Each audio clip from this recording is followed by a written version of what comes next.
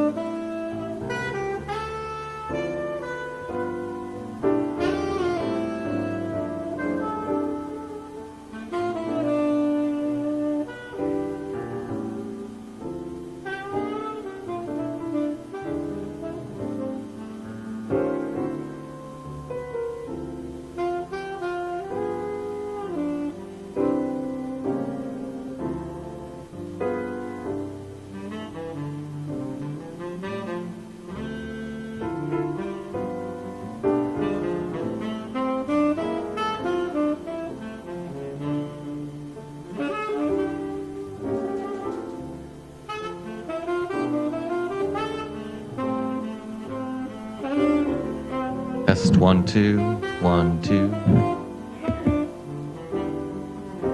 You don't hear me over there? Okay.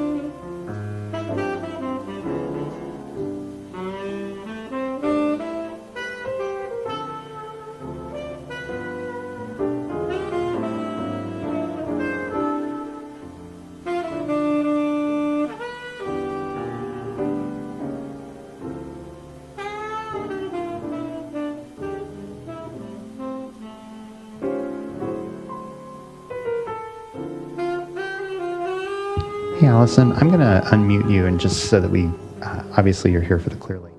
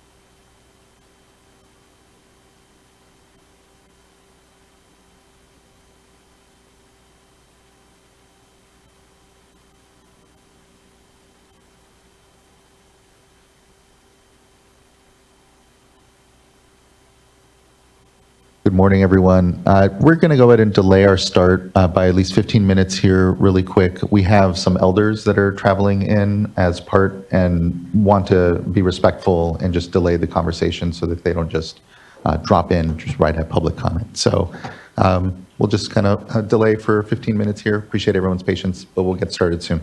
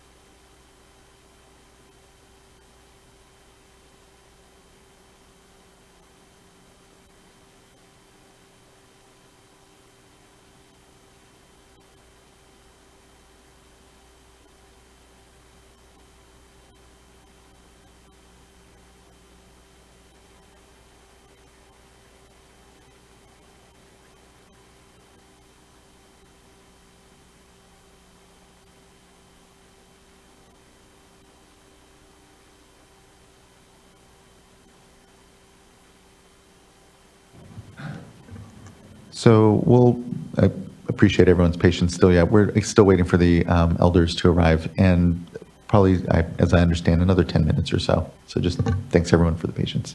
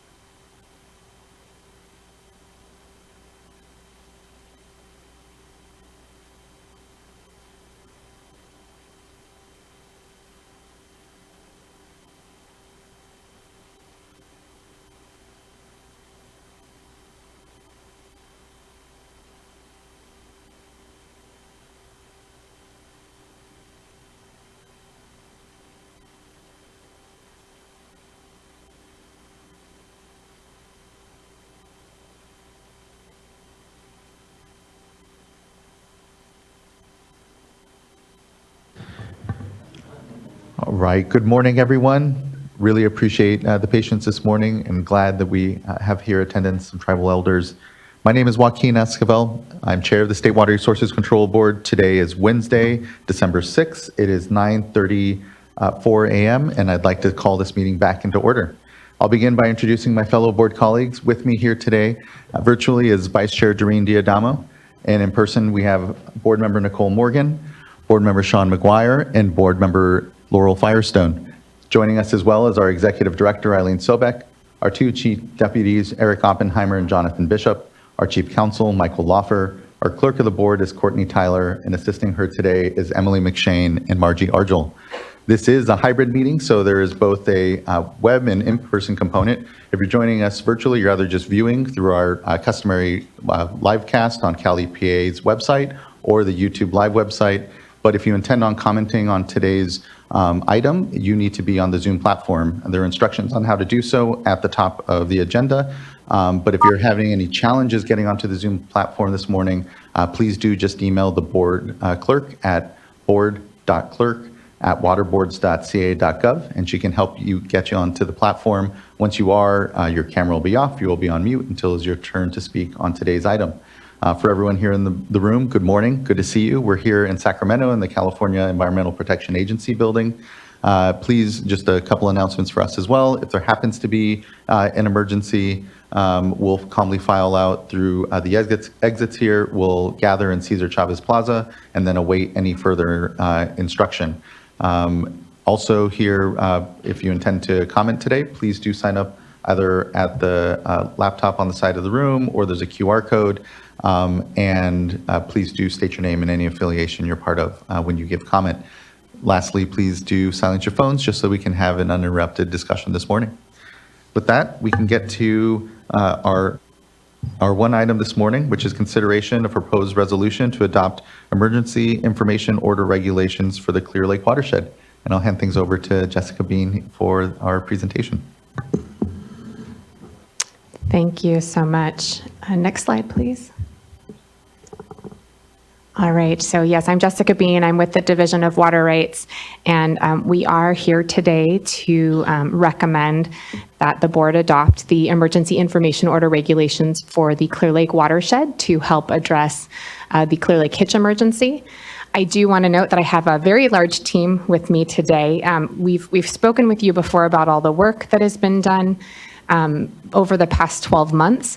There's a very large group of people working on this. Some are on the panel, some are in the audience, and some are probably watching. And because we have really dedicated quite a large group of folks to address this pressing issue. And so before we get into the details of the regulations and our recommendations today, I do want to make sure that we're reminding folks of why we are here, how we got here, and then also give you some updates on the past 12 months. We've received quite a bit of information and some results of surveys and things of that nature. There's some new projects that are going to be coming up in 2024. And so really this is a good opportunity for us to provide some of that information to you. As well, we also have invited our partners from the USGS. They're going to talk with you a bit about their surveys for 2023 and some thoughts on why we were seeing such a large hitch return kind of unexpectedly. So this time last year, the division and many of the representatives from the state board were at the Clear Lake Hitch Summit, and that was put on by a coalition of tribes in the Clear Lake area. And so we really are basically at the 1-year mark from our engagement in this particular issue, this pressing issue. And so I'm going to go ahead and pass things over to our first presenter today. Abby, if you want to go ahead and share your presentation. Thank you. Sure, thanks, Jessica. Good morning, Chair Esquivel and members of the board. Next slide, please. To provide some background, I'll first tell you a little bit about the hitch. So the Clear Lake hitch is also known as the chai. It's a large minnow that weighs about 1 pound and has a 6-year lifespan. It's found only in Clear Lake and its tributaries. It's very culturally important to the local tribes and ecologically important to the entire watershed. It spawns and rears in the spring, and juveniles need a minimum of 2 to 3 weeks to hatch and migrate to the lake. There is evidence that hitch can also spawn in shallow parts of the lake, but it's not their preferred area. After the hitch spawn, they migrate back into the lake. Next slide, please. So leading fisheries expert from the 19th century, Livingston Stone, had the following quote: "In the spring, when they run up Kelsey Creek, Cold Creek, and other tributaries to spawn, they swarm in these streams by millions, forming an almost solid mass so that it's even difficult to cross the fords with a horse on account of them."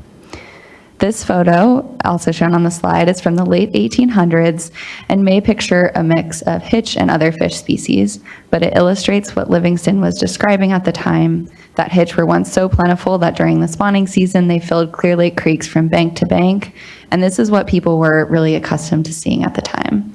However, a lot has changed since this photograph was taken. Next slide. One of the most notable recent changes is that Lake County is still recovering from the impacts of a multi-year drought. These figures show Lake County on the top and the state of California on the bottom, and the different colors correspond with different U.S. drought monitor categories. And shown is the percentage area that falls into those different categories for the past 23 years. So you can see that for much of 2020 through 2022, Lake County experienced extreme drought and exceptional drought conditions. Statewide, California experienced the driest 3 years on record between 2020 and 2022, occurring on the heels of the 2012 through 2016 record-setting drought. In 2021, Governor Newsom proclaimed a drought emergency for 41 counties in California, including Lake County. Next slide, please. The decline in the hitch population has been observed for many decades now. The tribes in the area have traditional ecological knowledge about the hitch, and tribal elders first recognized this population decline. It was also documented by a group of concerned citizens in the early 2000s. A federal listing request was made in 2012. Then in 2014, the California Department of Fish and Wildlife and the tribes in the area began doing surveys and rescues of hitch that were stranded in pools. The hitch was then listed as threatened under the California Endangered Species Act in 2014. The U.S. Geological Surveys USGS conducted surveys beginning in 2017, which showed an alarming downward trend in population size and a lack of juvenile recruitment of hitch. The USGS data will be discussed in greater detail later in this presentation. Next slide, please. So why have we seen these declines in hitch population, and what are the potential factors impacting the hitch? Well, the Clear Lake watershed is a complex ecosystem that's undergone significant changes over the past 2 centuries. European settlement since the mid-1800s led to widespread farming, grading, and logging in the region, along with the damming, channelization, groundwater pumping, and diversion of water resources. As a result, we see problems such as insufficient stream flows, flow barriers, and habitat degradation and reduction. The introduction of non-native species such as carp and bass has altered native ecosystems and led to issues with predation and competition. The lingering impacts of historical mining activities such as in-stream gravel mining and mercury contamination from mining operations like the Sulphur Bank Mercury Mine have caused pollution problems that persist throughout the watershed. In addition, more than 85% of nutrient-absorbing wetlands have been lost, contributing to a rise in toxic cyanobacterial algal blooms. These challenges intensify during drought conditions, creating a complex landscape for water resource management. Next slide, please. Fortunately, we had a wet winter in the past year, which provided a lot of habitat for hitch spawning, and they used it. As you can see in this photo, there are hitch swimming up the stream, and creeks that hadn't seen water in years were full. Creeks also that had been going dry in April and May in previous years were flowing through the end of June this year. Next slide, please. Some historic floodplains and areas that used to be wetlands began to flood. The hitch liked these flooded areas, which are often more natural than the stream channels.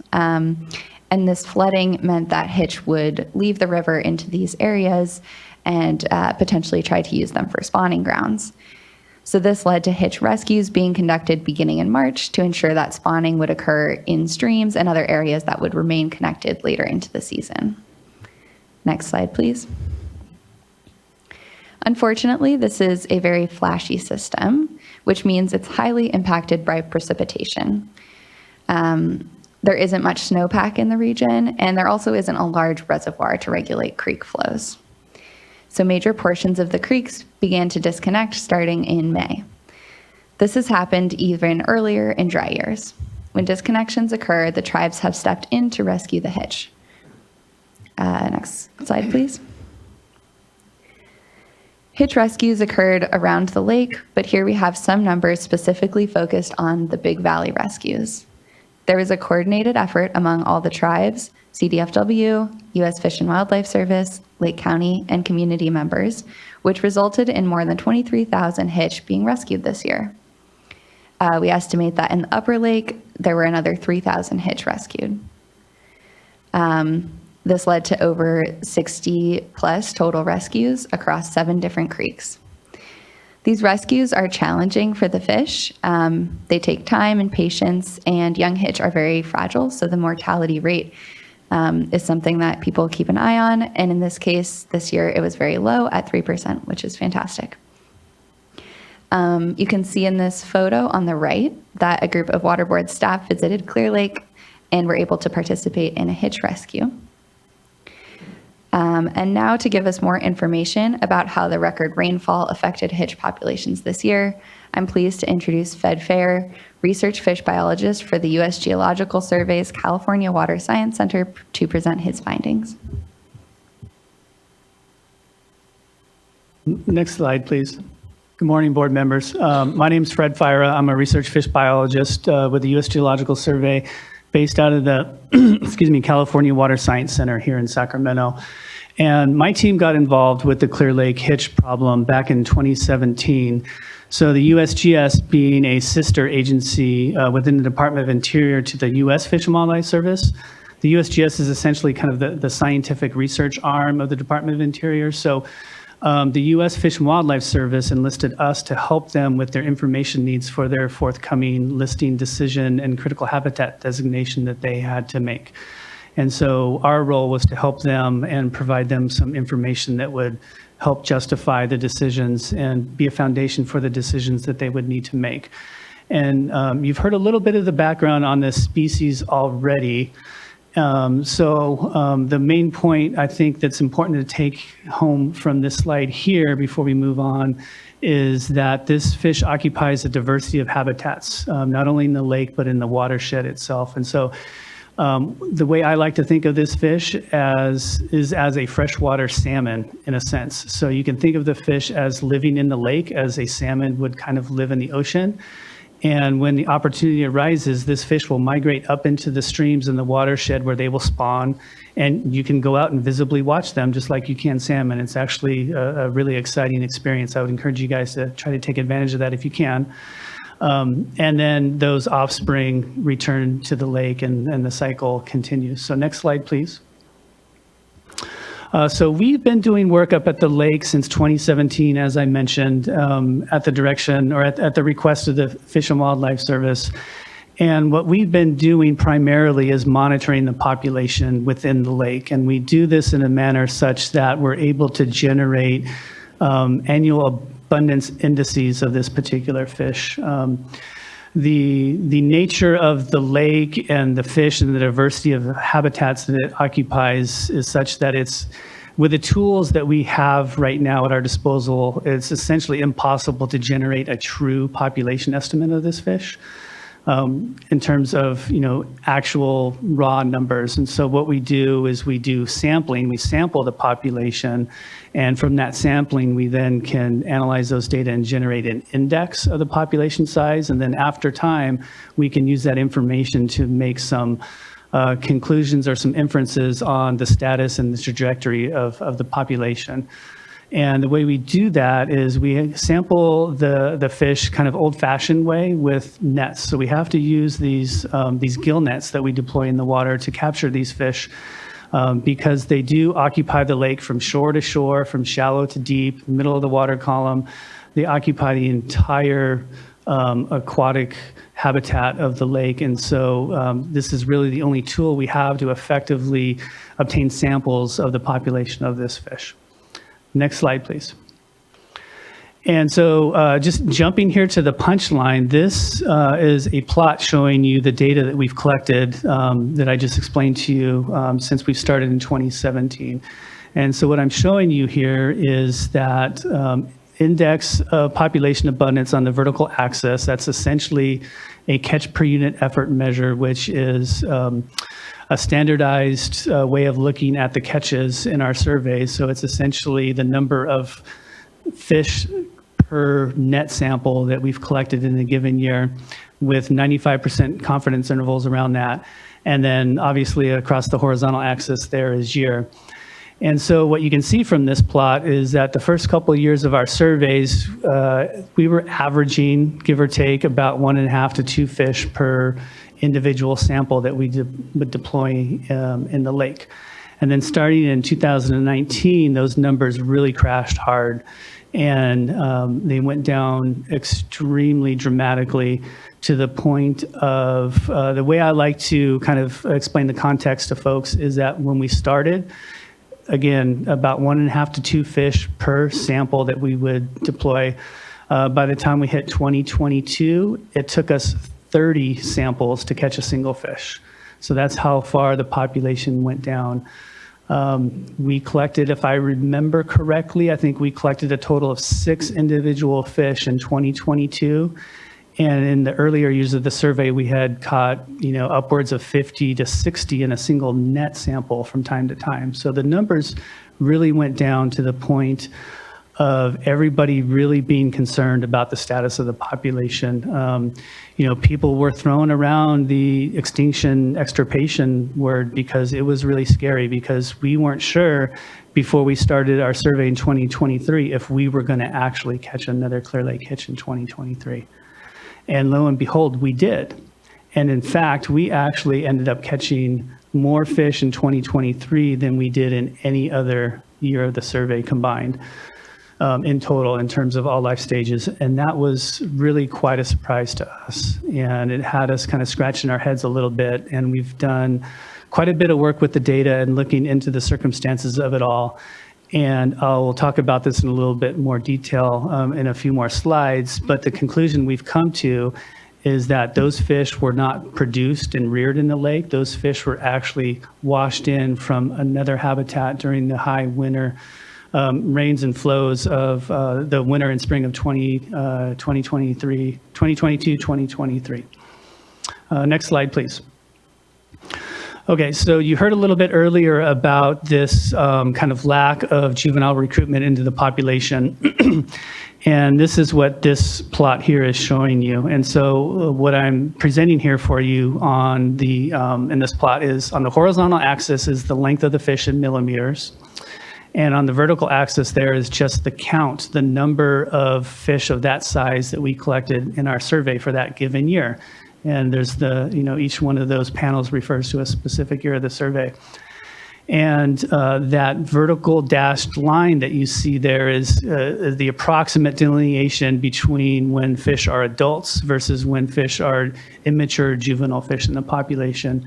And what you can see in this plot is that starting in as early as in 2018, there were very few juvenile fish that we observed in the population. That continued to trend downward to virtually 0 juvenile fish recruiting into the population in 2022.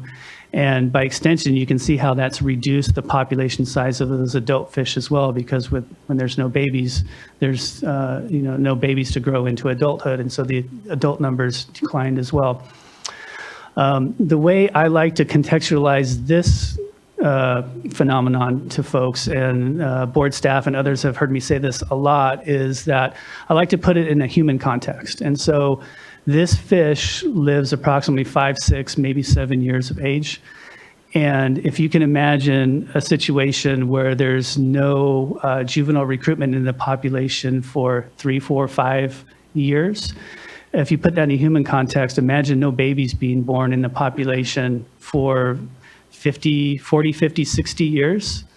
That's a long time to not have any successful reproduction in a population. And so that would obviously not be a very good thing. And so it was a really dire situation for this fish. And so even more than just the overall abundance that I showed you earlier, the fact that there were no juvenile fish recruiting into this population was sounding really big alarm bells to everybody. And then 2023 happened again. And you take a look at that distribution of fish, and it really makes you scratch your head and wonder what in the world is going on here. Because this might be a little bit cliche, but fish do not magically appear out of thin air, right? We've gone several years without any juvenile recruitment, without any juveniles growing into adulthood. And for all of a sudden there to be a whole bunch of both juvenile fish and adult fish in this population, it's almost seemingly magically was quite a big surprise. And again, I think we have a pretty good explanation, or at least we think we know what's causing this, and I will share that with you here in just a moment. Next slide, please. Okay, an important point with respect to kind of the working hypothesis that we think explains the rebound of fish, Clear Lake hitch in 2023 is the context that Clear Lake hitch migrates out of the system for reproduction primarily, while there's a number of other fish that remain in the lake year-round to complete their life cycle. And those fish that remain and complete their life cycle within Clear Lake did not rebound in 2023, and that's what I'm showing you here. And so on the panel on your left, what I'm showing you there is the very bottom panel, the Clear Lake hitch panel. That's the plot I showed you earlier, the abundance trends of Clear Lake hitch. And from there on up are the same data just for other species that we catch relatively effectively in our program.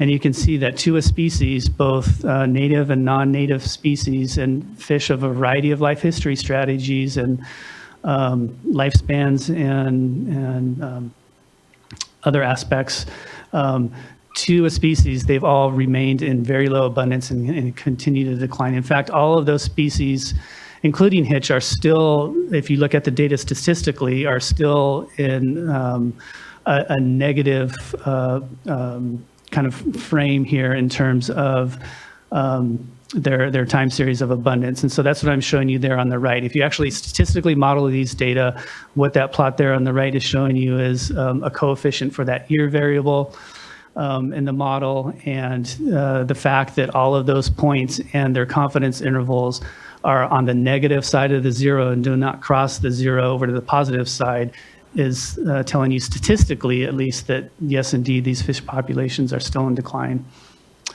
Next slide, please.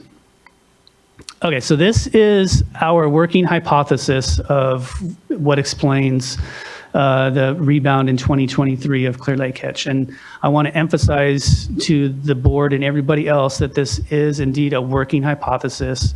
It's not yet a fact in terms of we don't have more than circumstantial evidence at this point to support this hypothesis. We're working towards that, and I'll explain that in just a minute.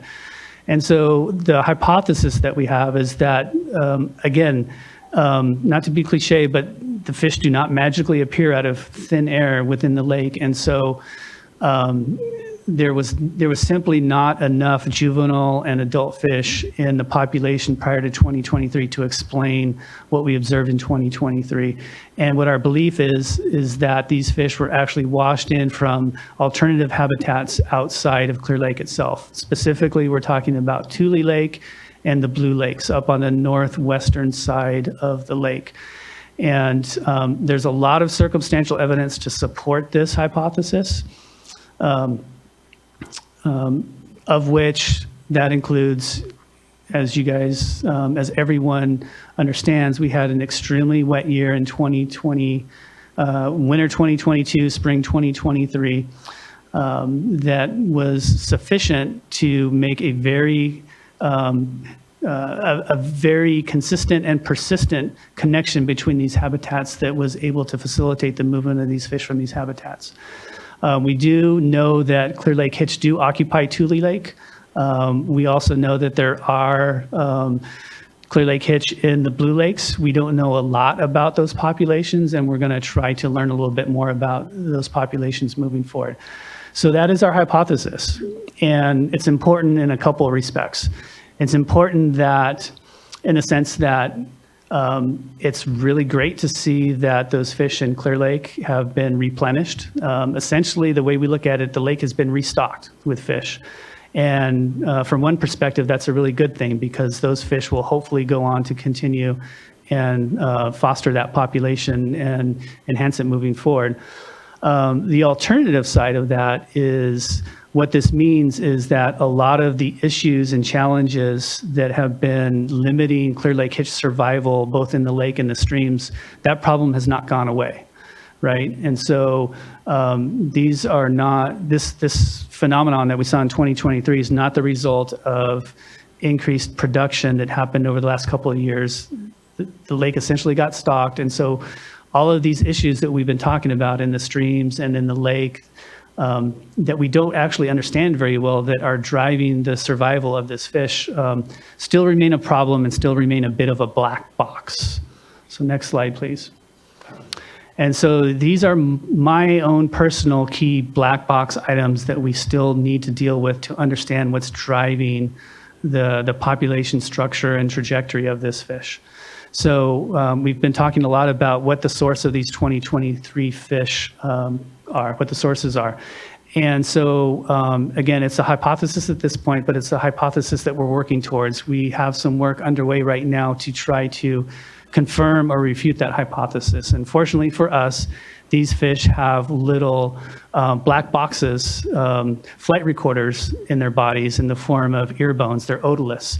And so what we can do is we can collect some of these fish and analyze the chemical composition of their otoliths, which records the chemical composition of the water that they live in, and we can reconstruct their life history and confirm or refute whether or not these fish came from these other sources. So that's something we're working towards, and hopefully within a year or so, maybe if we're back speaking to you all again in a year, we will have the answer to that question.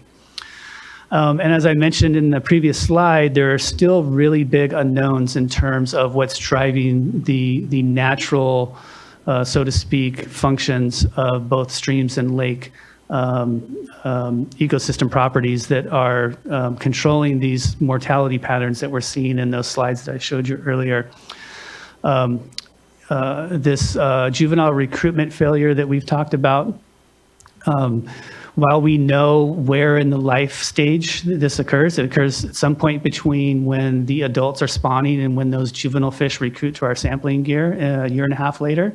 So we know it has to take place at some point between when those adults are spawning and when those juveniles reach a point where they're big enough to be captured. We don't know what is actually driving that mortality and that recruitment failure. My sense is that it's likely a combination of factors both within the stream ecosystems and the lake itself, and those processes are kind of being synergistic in a negative way that's really driving poor survival in the lake. So we understand fairly well the status and trends of this fish. What we don't understand are the mechanisms and the ecological processes that are really driving those particular patterns. And that's what I've had to share with you today. So I'd like to thank the board staff for inviting me to share the work that we've been doing. I appreciate it. Thank you for joining us. Thanks, Fred. I wanted to pause here because we do have quite a bit to present to you today, and just wondering, should we continue on with the remainder of the staff presentation? Did you have questions that you wanted to pause and talk to Fred about? Just see how you're feeling on that before we continue. Yeah, I appreciate that. I'm looking to my fellow colleagues and don't see questions currently. Thank you. All right, sounds good. Next slide, please. So as I mentioned earlier, this time last year, we were at the Clear Lake Hitch Summit with our tribal partners, And just want to also mention that we just had a second tribal hitch summit where we talked a lot about the various issues, and I'm also committed to future work, and we can talk about that with our next steps. But in 2022, we were requested to better coordinate with the tribes and generally just better coordinate between state and federal agencies. There was a request for additional support with tribal modeling and data collection, requests for increased enforcement, and then there were requests for dry year curtailments. They were pretty specific. The request was to curtail service diversions from creeks during dry years and to curtail groundwater pumping within 1 mile of creeks during dry years. And the board made a huge commitment at the end of last year to make this a priority and to do that coordination, to support that modeling, to increase our water rights enforcement, better coordinate with agencies, and also do engagement with, not only the tribes, but with community groups as well, to kind of get a better understanding of what was happening in the area and hopefully move forward with actions, because as Fred mentioned, it was very critical at the end of 2022 that we didn't know what we were going to be seeing. And so we did also commit to considering options for regulations. Next slide, please. So, in review, as I mentioned, we did make this a board priority, and we have dedicated substantial staff and financial resources to this, and to not bury the lead, we're going to continue to do that going into 2024.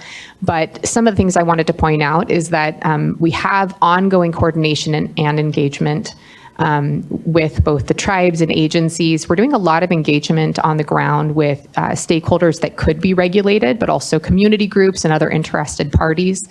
We're holding quite a few public meetings and workshops, and I will say that as we moved forward with the draft regulations in September and held some workshops, we saw some new faces in the room. So we are starting to get more and more people engaged and involved in this issue.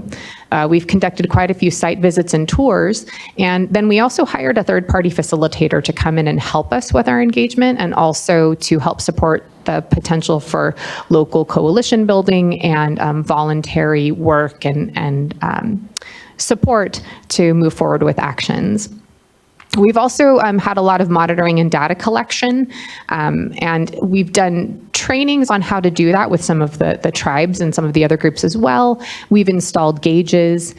During the wet season, we had staff up in the watershed weekly to do flow measurements, and we've also been looking at a preliminary data analysis or kind of exploration to understand the data that's out there. Val's going to speak to that a little bit later.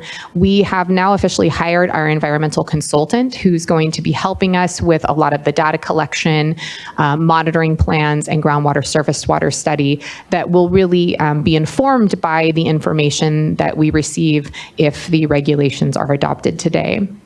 I'm not going to jump into the regulatory process because we're going to talk about that in a bit, and we'll also talk about enforcement. But I do want to mention that we did receive $1 million in funding this year that we quickly put to good use for the monitoring work, groundwater surface water interaction study. That's how we're funding our facilitator and our environmental consultant to do some of this. We're also purchasing quite a bit of equipment because we've been out doing our own work, and we really do want to make sure that we're supporting the tribal efforts as well. Next slide, please. So I did want to mention that there is a tremendous amount of work going into the watershed from our partner agencies and the tribes and a lot of different parties. CDFW is heavily invested. You heard from Fred from the USGS. We also have DWR is doing work. A lot happening there, too much to really go over here, but I know that some of the questions that have come out in our past meetings have been around, what's happening with the invasive species. There's been some questions about barrier removal, things of that nature. So I just wanted to briefly touch on a few things here that are either underway or will be getting underway in 2024. So there is an invasive carp removal pilot project that's being funded by CDFW, and Robinson Rancheria is leading the effort there. And essentially, they're going to look at the effect effectiveness and benefits of removing the carp and goldfish from Clear Lake. We know that they will feed on hitch eggs. They can reduce water quality. There's a lot of problems there with that carp, and as I recall, you heard quite a bit about that back in March.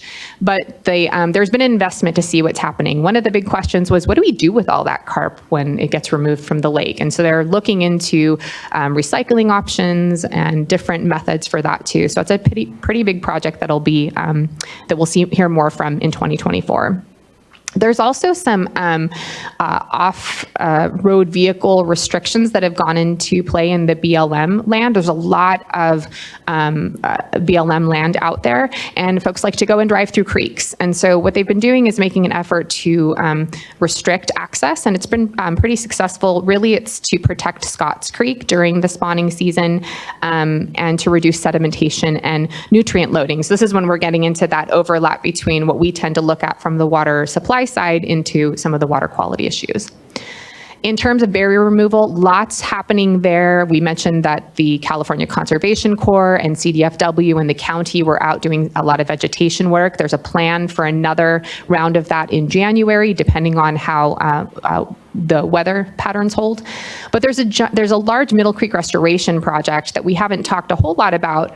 It's been in place since, I believe, the late 90s that they've been looking at this. They're purchasing land. It would remove some levees to reopen areas for wetlands restoration and also protect some structures from flooding. And that's something that the Army Corps of Engineers is doing an environmental impact report. They're doing some assessments on that right now, and that is currently underway. And then finally, CDFW is going to be, I believe maybe they're there this week doing some assessments, but starting their in-stream flow study. And that includes looking at flows for the different life stages of hitch in those creeks, but also doing some habitat mapping to better understand, what is good habitat, what's being used, and all of those things. So I will say I don't have a lot of additional information on those. This is just a taste, but it's something that we can bring back to you later. And now I'm going to go ahead and turn it over to John to give you an update on our water rights enforcement. All right. Good morning, board members. So as Jessica mentioned, the 2022 annual summit, one of the asks from the tribes was increased enforcement in the watershed. So this is actually, thanks. This was actually a fortuitous timing because I am part of a enforcement special projects section, which was a new section that came out of drought funding. And so we actually had staff and availability right away to really dive into the watershed and take a look at the diversions. However, there's a lot of government agencies involved in this project, so it can be difficult to assess who has what authorities, what jurisdictions, what focus areas different government agencies have. So I'm really just going to try and focus on Division of Water Rights enforcement capabilities and actions over this past year. So our main focus is on more water quantity, whereas the regional boards and other water boards divisions are more focused on water quality. We're really looking at surface water diversion quantities and volumes of water that are being diverted and what uses the water is being put to. So as an enforcement agency, our main goal in the Division of Water Rights is to prevent waste or unreasonable use of surface water. We can get involved with groundwater, for example, with this project through our Public Trust Authority and some other unique cases. So we are also starting to look at groundwater as well, as we'll hear more about in the emergency regulation in a bit. But our main focus in the watershed is looking at all the streams, tributaries, the lake itself, how water is being diverted, where it's going, and trends over time. And so although I am an enforcement agency, I'll say our goal is really to encourage compliance. That's really works out best. If we get compliance with statutes and regulations, we get better data, we get better ability to analyze that data and make decisions such as the E-reg and information orders as we move forward. However, that being said, if we cannot get compliance, we do have tools at our disposal through what's usually in a progressive enforcement process. So this starts with some sort of informal or educational outreach. If that doesn't work, we then proceed with a notice of violation, which threatens future actions should compliance not be achieved. And then if we still can't get compliance at that point, we move forward with administrative civil liabilities, which are fines and or cease and desist orders, depending on the regulation or the violation. Next slide, please. So these are the main categories of our enforcement actions in the watershed this past year, past calendar year. I'll go into these in a little bit more detail in future slides, but just to give a summary. So one main focus of this project was looking at diversion measurement regulations. So related to Senate Bill 88 passed in 2015 or 2016 or so, which requires diverters who divert over 10 acre-feet in a year to have a measurement device that accurately measures the diversion volumes and submit that data and those data files to the Division of Water Rights in their annual reporting efforts. So that was probably the largest focus of the project. However, we had some other categories too. So we also looked at reservoirs. So using some aerial investigation and artificial intelligence techniques, we were able to identify reservoirs that did not have an associated water right. And this is for both reservoirs associated with cannabis grows and non-cannabis operations. So there's another enforcement section, the cannabis enforcement section, that was involved with that effort. And then failure to file. So if you divert water in the state of California, you need to file an annual report. So we looked at overall reporting compliance in the watershed. This was also a little bit unique because failure to file is tended to be more of a blanket enforcement effort across the whole state. And when you do those large mass mail-out enforcement efforts, they've largely missed the Clear Lake watershed because diversions in the Clear Lake area often fall below the threshold that the statewide effort looks at, just simply because we haven't had the resources or ability to really go much smaller in our diversion amounts. So that was an effort by our group. And of course, our bread and butter complaint investigations. We took a look at a few complaints in the watershed alleging illegal diversions or uses. And then there was also the cannabis effort as well, which I'll summarize at the end. Next slide. So I presented this before, so I'll just cover it briefly, but the first enforcement step was looking at all the diversions in the watershed. There's about 225 of them. I will say that number has changed. We'll have to do a recalculation of that after February. There's been some additional water rights filed and also some revocations and inactivations as a result of our enforcement efforts. So that number will change. So if we look just holistically at the watershed, we see there's this really large water right. So Yolo County Flood Control Water Conservation District has a almost 400,000 acre foot pre-1914 right to the lake itself. However, through some decrees over the 1900s, namely the Gopsific decree, they have access to the top 6.5 feet of Clear Lake, and that's regulated through a dam in Cache Creek. So that does complicate diversion analysis in the watershed because there's a lot of diverters who contract with Yolo County and they report those diversions to Yolo County. So it does kind of complicate our assessment of diversion volume. So we're still working on trying to fine tune that and increase or enhance the reporting data that is submitted to us annually. But if we remove the Yolo County component, we see there's about 12,000 acre feet of water that can be diverted in the watershed.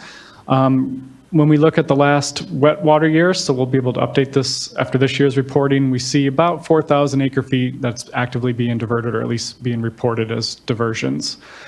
So compared to the entire state, not a huge amount, but when we look at the Clear Lake watershed and the necessity of, sufficient flow in streams, especially during low flow periods, every drop counts. And so it was still, I think, a very valuable effort to look at the diversions and ensure we're in compliance with regulations.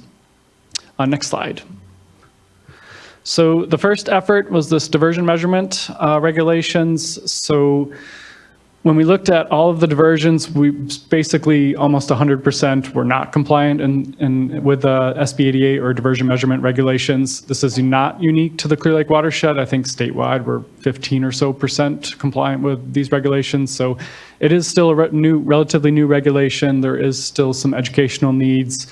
We've been able to contribute to the development of new guidance documents to help people across the state better comply with these regulations. So one benefit about this project, so this is kind of the first place or the first area where we've really taken water measurement regulations and really looked at what's being submitted to us. Are those data files compliant? Are they useful? And where do we need to make changes? So this is kind of being used as a model or a tool elsewhere in the state. So that is one benefit here.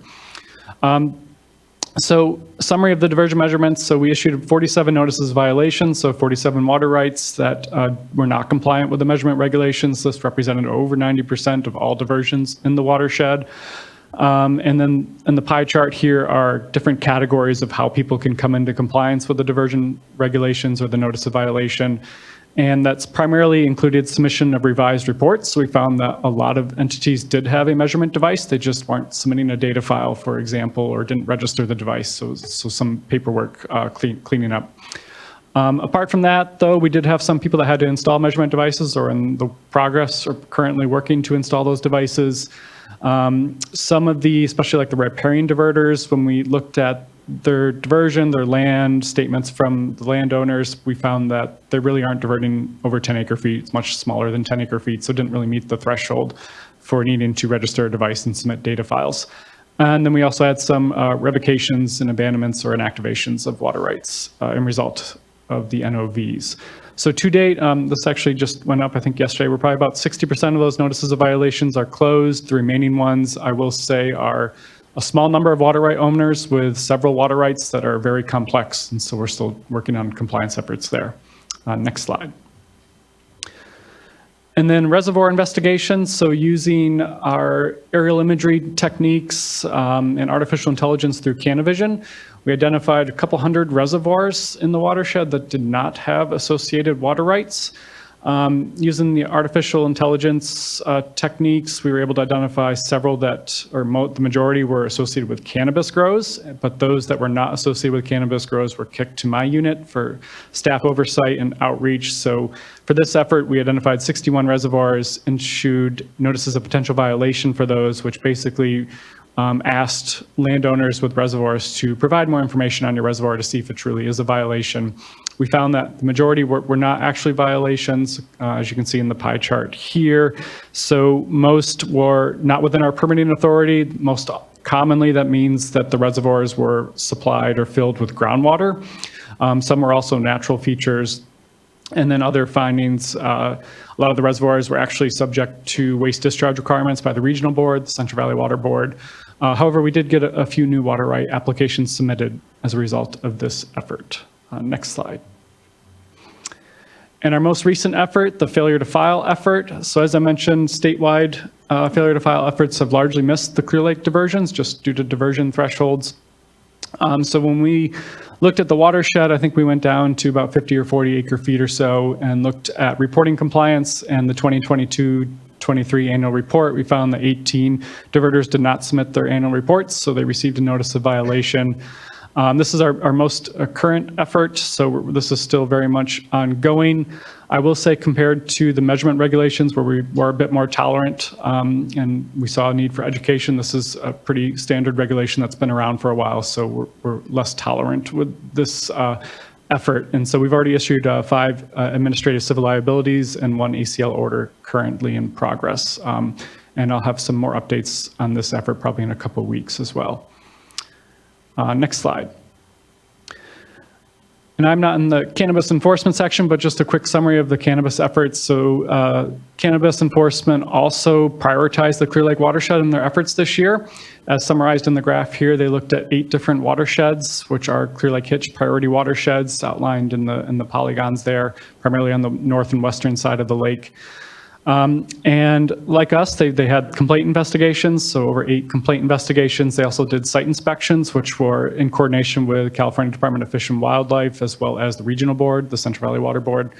And then their most recent effort at the end of September, I believe, they issued a mass mailout of 226 notices of violation. And this is also that aerial investigation, the Canavision data. So they identified 226 water rights, or excuse me, reservoirs that had associated cannabis grows, but did not have an associated small irrigation use registration for cannabis operations. So 226 letters went out at the end of September. Next slide, please.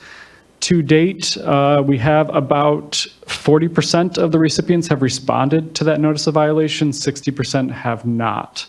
So you'll see in the graph here and also in the figure, red is our recipients or reservoirs or landowners of reservoirs that have not responded to the NOV. So moving forward into 2024, this is definitely going to be a big focus area for the cannabis enforcement section, investigating these reservoirs and coordinating additional site visits and compliance and enforcement actions.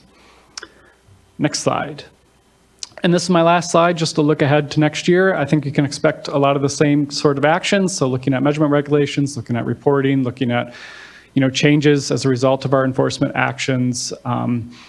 Should the emergency regulation be adopted today, I anticipate my unit and several units probably within the enforcement section are going to be tasked with compliance and enforcement of any information orders that go out. So that'll largely be a big effort for our group. And then, continuing reviewing water diversions, look at things in another wet year to see what's changed since 2019. And with that, that's the end of my presentation, but I think if we want to pause here, if there's any questions from the board on enforcement, we'll also have plenty of time at the end. Board Member Firestone. Thanks. Super helpful, and I think you're right, there will be much work ahead if, we adopt the order just to help with that compliance as well. I'm curious on the storage or reservoirs, unpermitted reservoirs. So when we're thinking about solutions here, is one of the things that may be a likely management solution to look at using reservoirs to be able to address timing issues with access to water needs, and if so, how might we be looking at incorporating that into consideration? And again, the critical thing is understanding that the theme of today and the critical work that you all have been doing is understanding what's there and bringing folks into compliance so that we have good data and good understanding, and everyone's complying with the laws and understands what conditions are needed to do all of these things. But I'm just wondering if that might be, although they're one of the focuses of enforcement, if these yet to be permitted reservoirs might actually be useful or important tools in some of the management. And I don't know if that's true or not. I may be totally off on that. Sure, I can take a shot at that, and I think some of my colleagues can add to it. So that is an option we are looking at. We meet pretty regularly with some agricultural coalitions in the area, and we have brought that to their attention. Could we maybe increase storage so that, times of frost protection we can draw from storage instead of groundwater? So that is something they're open to. I think it's much easier with groundwater just because of the permitting process. Unfortunately, to get an appropriative permit for storage of water from surface water, it is a lengthy process. It can be expensive process in addition to the construction costs with a reservoir. So it is something that the local farm agencies do seem to be open to. They have expressed concern over space. There isn't much space, especially in the Big Valley area. So I think that would be difficult. Might be some coordination with neighbors needed on that front. So it could be difficult logistically and just with space, having sufficient resources for that, and also costs of construction. So I think that is something they're looking into, and that's something we've approached, we're evaluating, but if any of my colleagues can add to that, feel free. Yeah, I think I also want to add that, all options are on the table. I think as we're moving forward with collecting this information and thinking through, we want the information, we need to understand, but we also need to be moving forward on ideas and solutions. And so it doesn't have to be linear, right? It can be in parallel. And that's very much why we were supporting voluntary actions, and some of the individual farmers have stepped up and said, we want to look into these options. So I think that's something we're definitely looking at. Some folks have talked about expanding storage if they do have space to do those types of things. But we certainly, as we're moving forward, are always thinking about the outcomes and the management actions that can happen. And I do want to stress that we want to look at this in parallel very much and keep everything on the table.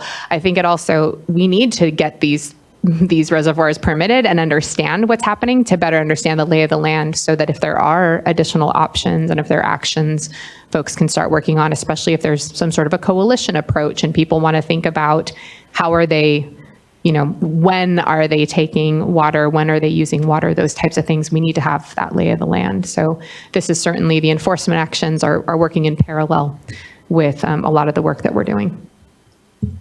And just to add, I also know that Lake County is looking to revisit expansion of the Highland Springs Reservoir, so that might be a way to provide more water in some of the key streams as well, but that will have to go through kind of the permitting process and petition process, but that is another reservoir operation that we're looking at.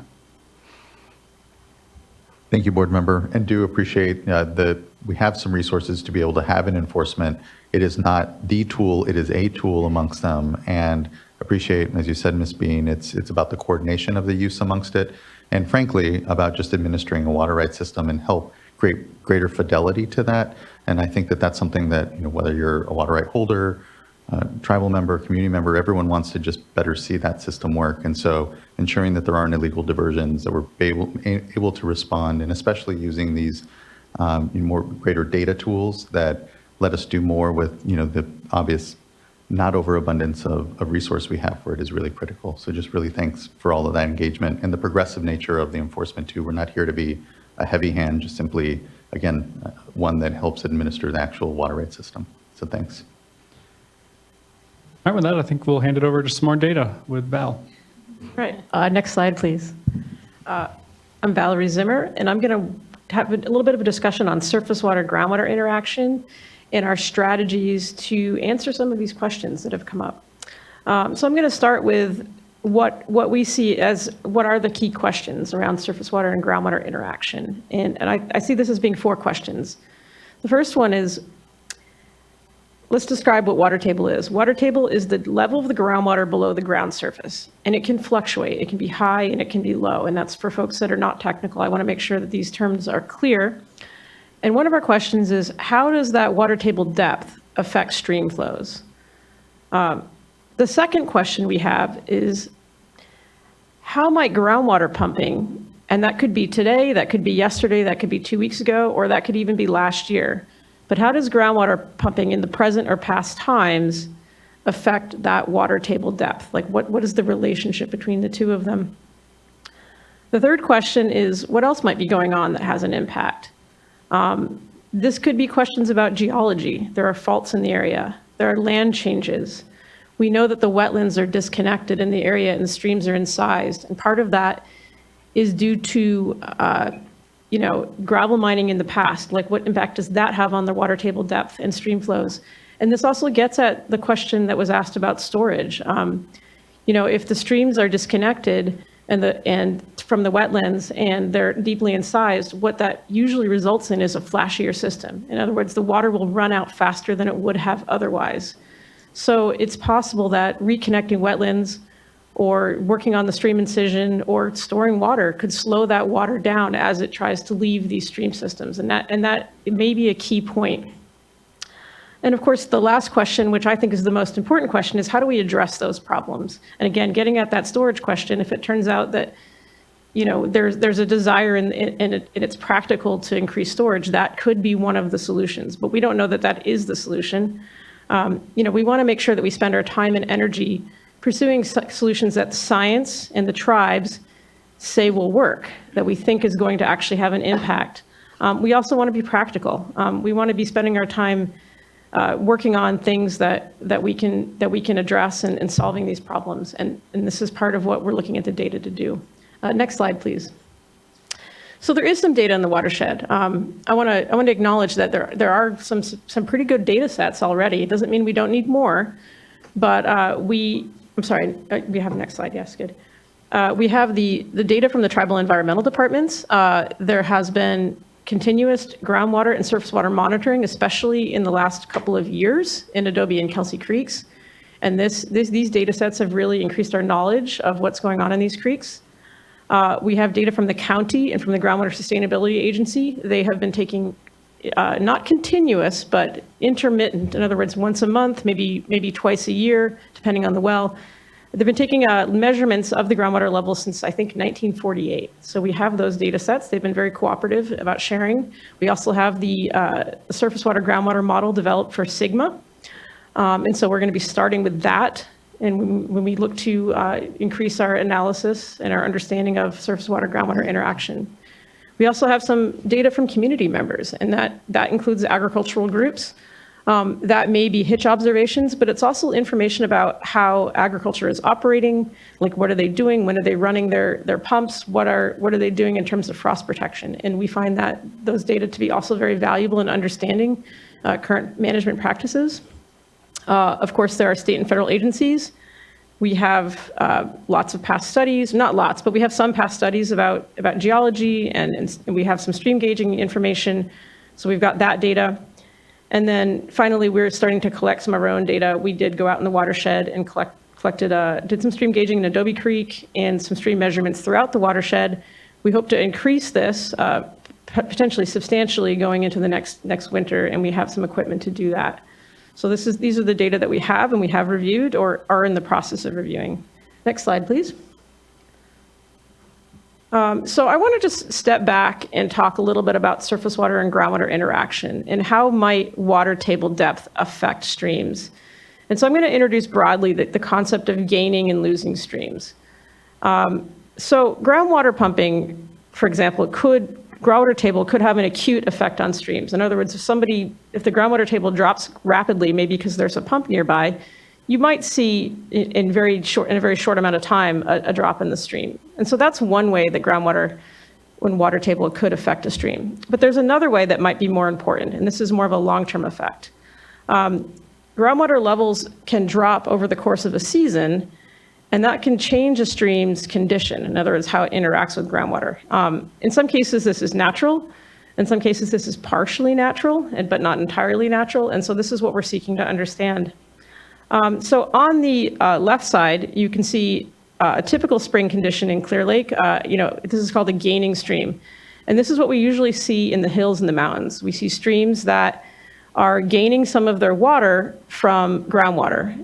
And that is why we might see streams that are running in late summer or into fall when it hasn't rained in months, because those streams are being fed by groundwater. In other cases, the streams may be losing water to the ground. And this is a function of water table depth. If the water table is low, those streams will typically be losing water to the ground, especially in basins like Big Valley. So what we can say about that is the water table depth, and maybe even the amount of water that is being lost, is usually a function of the stream flow, and how much you're losing is usually a function of water table depth. Okay, next slide, please. So I'm going to sort of introduce what might be happening in Clear Lake, and particularly in Big Valley.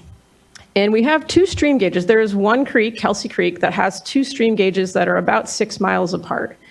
This is the only creek where we have this level of data. And so let's examine what's going on. One of the gauges is upstream in the hills. On the map, that's the one on the bottom of the picture. It's a USGS gauge, and that's the upstream gauge. And on the map, there is a DWR gauge that's about 1.5 miles from the lake, and that is in Big Valley in the basin.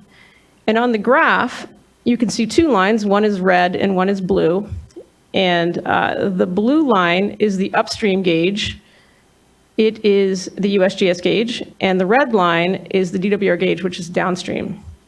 And what you're actually looking at here is 2023 data, starting on April 1st and running through July 1st. So this is this spring's data of these two gauges and what is going on here. And on the y-axis, you're seeing flow. So as we enter the spring, as we get into April, what you're seeing here is that the downstream gauge has more water than the upstream gauge. In other words, the stream is getting bigger as you go downstream. Now that water could be coming from tributaries, but we've all seen how much flooding there was in Big Valley this spring, and that's an indication that the water tables were very high. So I think it's safe to say that some of that water was coming through the ground into the streams, and the stream was gaining. And I put the question mark there because we don't know how much water was coming from tributaries and how much was coming from the groundwater. But I think it is safe to say that some of it was coming from the groundwater, and the water table depth was very high.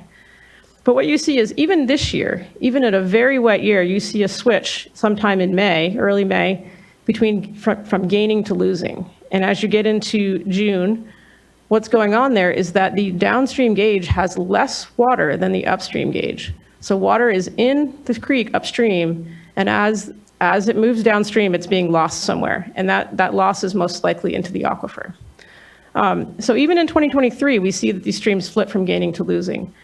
Not only that, but if you look very carefully on the very right-hand side of that graph, you'll also notice that DWR gauge downstream actually goes dry in late June. So this is typical. We know that as streams enter Big Valley, they do typically go dry at some point in the spring or summer.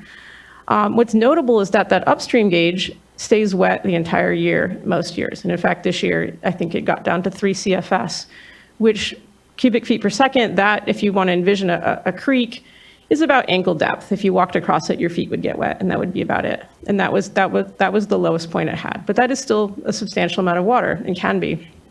All right, so next, let's go to the next slide. So what's going on in the groundwater? This is 2022 data. This is the drought.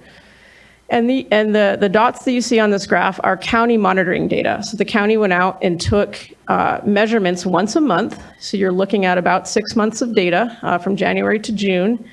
And what you see basically is that the groundwater is kind of steady and maybe starts to drop off into the summer, and this is in the drought year. So you might think, oh, there's not much going on in the groundwater in the county. But I want to show you what continuous monitoring has revealed in this particular situation. So let's go to the next slide.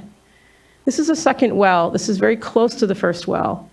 And what we can see is that the absolute values at the top of that curve don't vary that much. The groundwater is at its high points about the same. But I think there's a lot more going on in the groundwater than maybe is revealed by intermittent monitoring. And you can see that there are these big drops in the groundwater, over time. The groundwater does recover and comes back up. But my question is, does it recover completely? Or has something been lost as you're moving through the season? I wanted to say that we only have a couple of continuous wells. We have maybe 5, and we only have a couple of years of data. And so there are some open questions as to whether this pattern is seen everywhere or seen in all years, or this is something that's just going on in a particular area. So this is one of the open questions that we're trying to answer. Next slide, please. Okay, moving on to the next bit of strategy here. So what I've shown you previously was a little bit of some of our background research, our data collection. What I'm showing you now is what are we doing going forward? So there is ongoing stream and groundwater monitoring. The tribes are leading a gauging program. They have put in gauges for, I believe, about 5 years. So we are supporting that program. We are hoping to get them some new equipment to replace old equipment that may be past its life age. We are looking to get additional gauges in key spots in the watershed. And I want to be clear that this is going to be, I think, a tribal-led program going forward. And we are going to be helping them with equipment and with training and with getting that program going, we hope. The other thing that we have are some continuous well monitoring devices. I think that last graph shows you how much can be learned by continuous well monitoring. We have ordered and have received a bunch of new meters in order to look at what the groundwater levels are, and we hope to be deploying those in groundwater wells in the future if we can find folks that are willing to have them. And finally, there are a lot of questions about geology and how the groundwater and surface water interact. So we would like to do some testing on the aquifer. Again, we need to find some suitable wells, but we do have some support from other agencies, including DWR, going forward. And so that's something that we hope to be doing this year. Next slide, please. The third bullet is this analysis and model building strategy. So this is sort of a long-term thing. This is where we take the data that we've collected in the past, all the ongoing monitoring, and then we do some data analysis. And I want to be clear is what I'm showing you in this presentation is not really data analysis. It's more of data exploration. Data exploration is where you kind of look at the data, see some interesting things, but maybe you haven't thoroughly explored, thoroughly analyzed what's going on or thought through everything. To really think through everything, we sort of need a long-term effort. And we need some help. This is a big thing. So we can't get these answers in a few months, and that's partly because it does take some work and because we do want to do additional monitoring. So we've hired a consultant, and this consultant is going to help us with surface water, groundwater analysis and stream flow modeling. And hiring a consultant does help us ensure that this work continues at a steady pace going forward, and it sort of gives us that background support, even if some of us are working on other things. So I'm optimistic that that's going to help get at some of these problems. And then, that consultant's going to be looking at, there's some graphs of some pear trees, I believe, what's going on with ag. They're going to look at that very carefully. They're also working with agricultural groups to sort of understand that better. And then the picture at the bottom is the Kelseyville detention structure. And that's a structure that was built to try to, flood some of the area to increase the water table depth after historical gravel mining impacts. And so that's another question, is like, what's going on with that, and can that be helpful? We are, again, coordinating. I think this was sort of discussed earlier, but we do have other partners. CDFW is doing an in-stream flow study. The tribes and the county are looking at fish passage projects to increase access to other parts of the watershed. USGS has got a number of projects, not just Fred Fire here, but there's some nutrient modeling and additional stream gauge monitoring going on. So there are lots of groups doing some work. So we are coordinating with those groups on their efforts, and we hope to be working on the same things and making sure that we're sharing data. Okay, so the next thing I want to do is I want to show you a little bit of analysis. Thank you. Some preliminary data exploration analysis. And again, this is the same, this is the question about how does water table affect streams, right? We don't quite know how that happens in Big Valley. I think I introduced the concepts of how it might work, but we don't totally know. But here's some data from 2015. This is a drought year. Again, these are the same two gauges, where the upstream gauge is in blue and the downstream gauge is in red. And what you notice is that in 2015, the drought year, the stream was losing the entire season, right? Because it's a drought. This is not too surprising. Typically, again, this is spring. This is March 1st through July 1st. So this is the spring season. But what we see here is that, you see a steady drop off into the spring, but that downstream gauge, it doesn't go dry until the end of May, like May 30th, which isn't terrible actually. The fact that there was water in the streams during the drought until the end of May, which is almost getting close to the end of the hitch spawning season, is not a bad thing. I will acknowledge that hitch can be in the streams much later. We did see them there in July and I think into August this year, but this is what we hope to see. On the right, I kind of put a picture of a bridge and a sort of a fish ladder, which doesn't work on Kelsey Creek. This is one of the restoration projects that the county and the tribes are trying to address. And the reason I put that there is I want to just point out that structure is only about 1.5 miles upstream of that DWR gauge, the one that goes dry early. And between that structure and the upstream gauge is about 5 miles of watershed. Now, I don't know if the fish can get all the way up to the USGS gauge. That's up in the hills. It's probably too high in the watershed. There's probably too many jumps for them to do, but they might be able to get somewhere up there. And so, this is another thing that I wanted to point out, is that between those two gauges doesn't mean the fish are traveling between those two gauges. They might be stopped. Okay, so let's go to the next slide. So, how does water table affect streams? So in 2015, the groundwater level typically is highest in the spring. Like March 1st, you should have really high groundwater. In this particular year, what we saw was kind of a moderate groundwater level. It wasn't as bad as you might think, given that it was a drought. In 2022, however, the groundwater was low. And what you see in 2022 is that the downstream gauge basically didn't even run unless it was actively raining. That means in March, there wasn't any water flowing past that DWR gauge in Big Valley. There just wasn't any. It was all being lost as it came out of the watershed, unless it was actively raining. And those spikes that you see in the middle of those graphs, those are rainstorms. And so you do see in late, I think, April, you see that there is a rainstorm.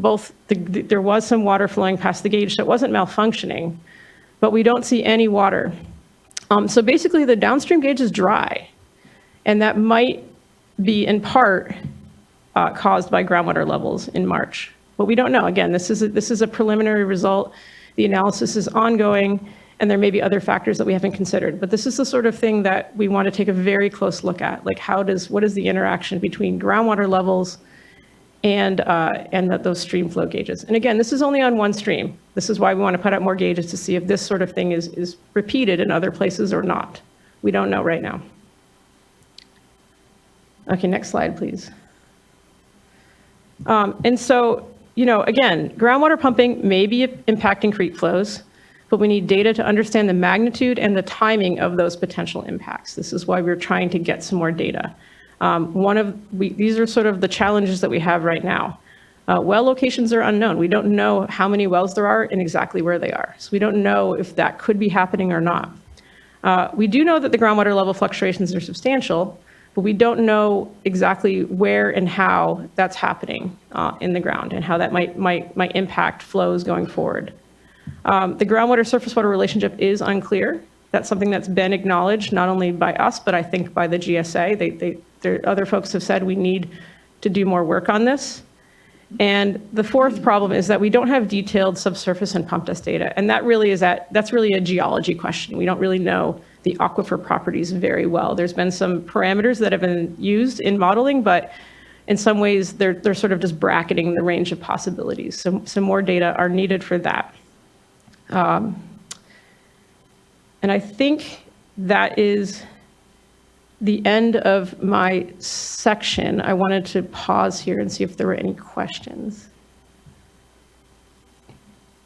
No questions, but just continued thanks, especially on the data side. I know that, it is just fundamental that we be able to see the same thing and appreciate all the collaborative work, especially with tribes, community members, growers as well, to say, whatever activities we're all doing collectively, let's make sure it contributes and here builds a better understanding for us collectively. And so really appreciate just all the great data work that has gone on, even though we still have a lot more questions. And I appreciate that. Okay, thank you. I'm going to pass this on to Aaron. I'll just say that I appreciate your flag of the fact that there are barriers in some of the streams, particularly the one on Kelsey Creek, that really could open up, quite a lot of habitat for the hitch.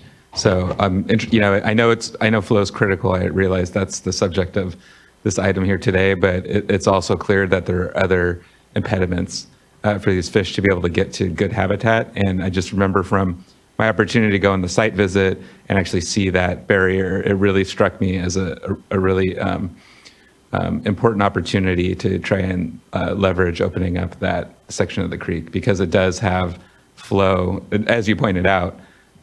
Even in the drought, it had flow available for a critical time for the fish. So thank you. All right. Hello. My name is Erin Bender, and I'm a senior environmental scientist with the division. I'm going to share with you the last part of our presentation, which goes over the regulatory process. Thank you.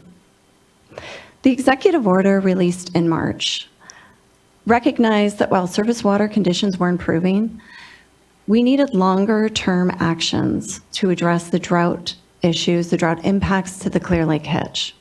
As Val just mentioned, the division's work this year underscores the need for more data, and that groundwater surface water component is a critical data gap. Through public meetings and voluntary action letters, the division sent out about 2,600 letters to property owners. The division asked water users to share data, participate in monitoring plans, and reduce water usage from February through June. This outreach and engagement yielded about 14 responses, which is positive, and that does help with our data collection efforts, but it doesn't offset the data gap that we've previously addressed. Following the release of the draft emergency regulations in September, there was a notable increase in property landowners interested in exploring voluntary actions.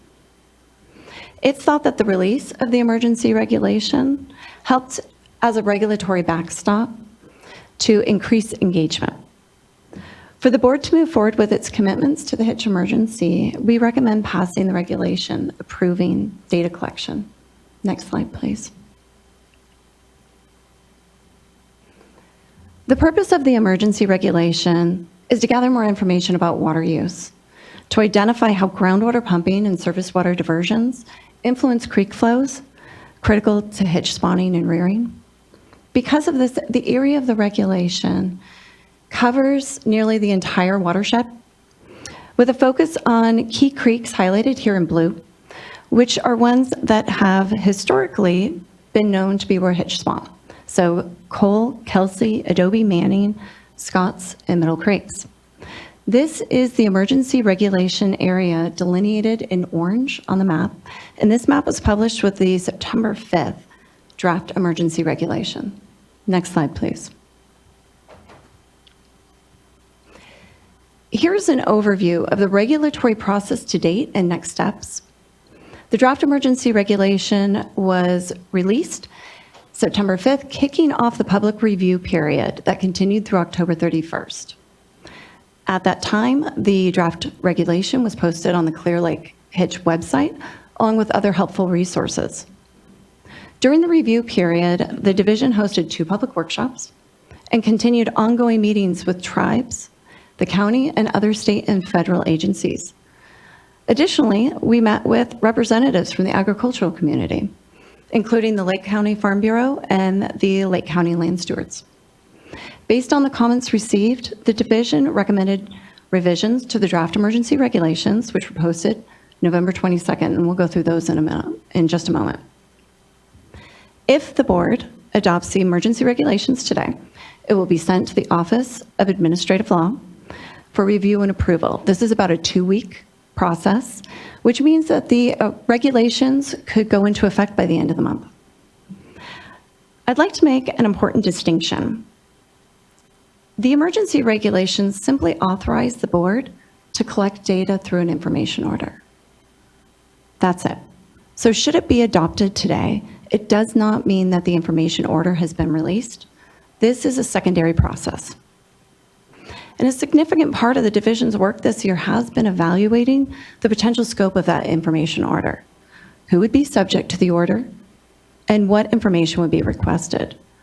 We want to ask for only what we need to move forward. The information order would likely be sent out at the end of January of next year, and there are plans for more public workshops and support for compliance. Next slide, please. Overall, there were about 70 attendees at our workshops, and we received about 30 verbal and written comments and a range of support and concerns about the draft regulations. Supporters generally acknowledge the hitch emergency, citing years of decline. They also emphasize the importance of understanding how groundwater and surface water interactions impact hitch habitat. And then lastly, the urgency of addressing data gaps, given the declining populations and the increasing drought conditions due to climate change. Lastly, the emergency regulations allow for alternative compliance. This could increase participation in existing county and tribal monitoring programs, thereby increasing the quantity and potentially the quality of that data. Next slide, please.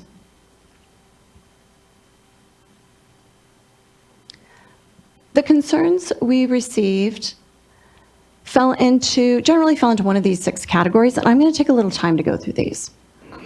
So one of the initial concerns we heard were contesting whether there was an emergency. We heard because there was record rainfall, we saw a lot of fish. Fish are recovered. There's no longer an emergency. Well, as we heard today with our USGS representative, Clear Lake may have been restocked this year as a result of the record rain, but there's still so much we don't know.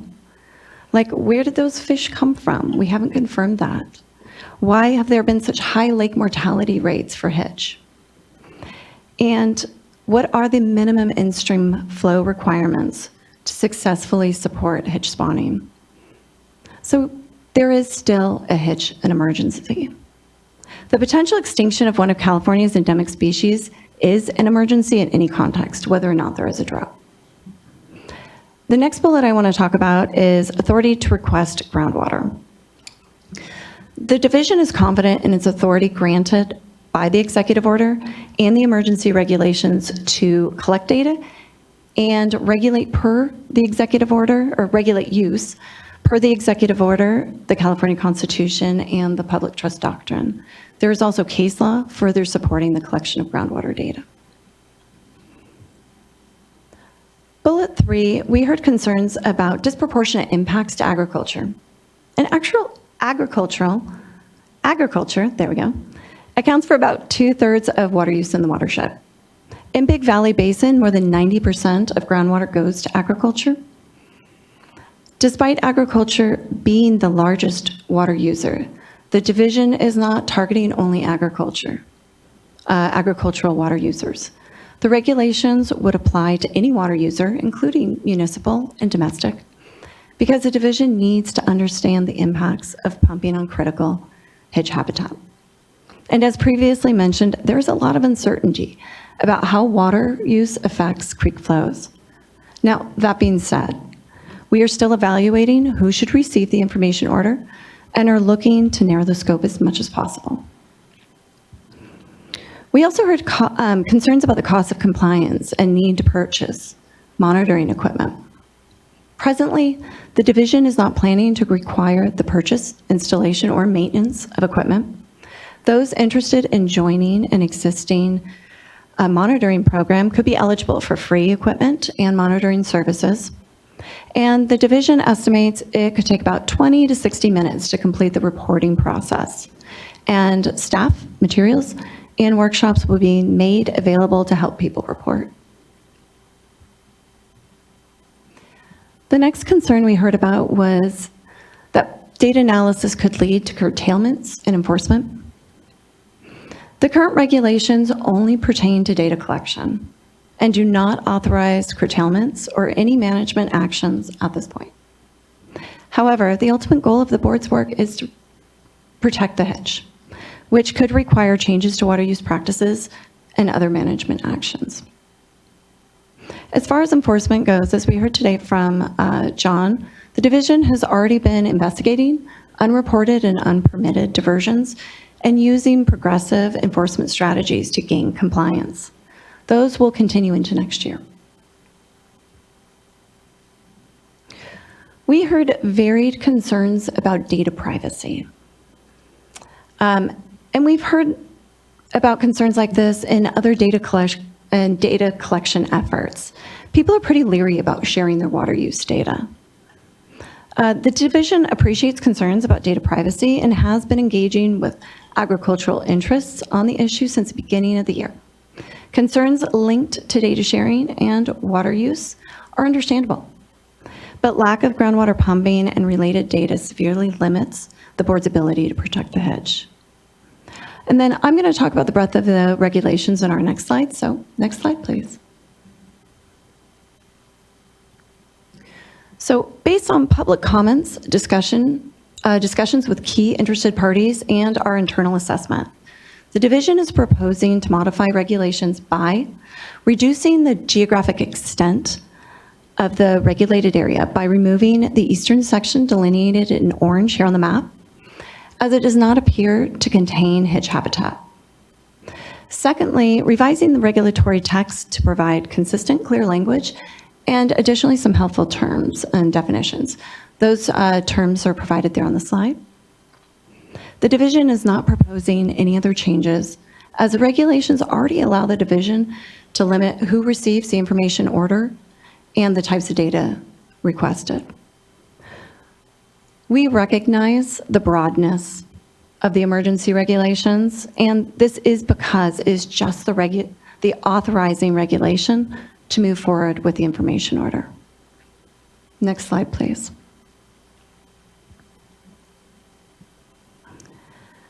So these are our online resources. Additional documents to support the public review process were released and posted online in November, and those include the draft resolution, the notice of proposed emergency rulemaking, finding of emergency, informative digest, and fiscal impact statement, along with the recording and the presentation from the public workshops. Next slide, please.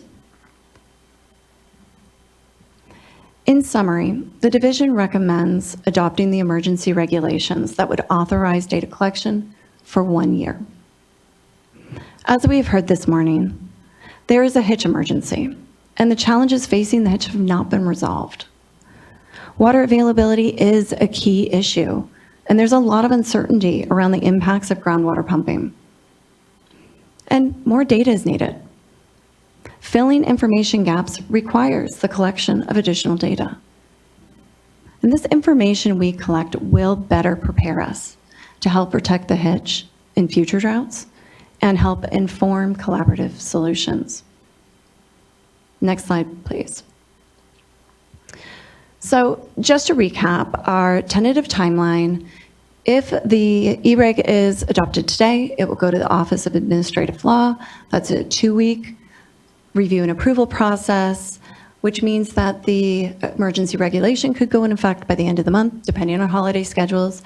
And we would plan to issue the information order in early 2024 and provide workshops and other resources to support compliance.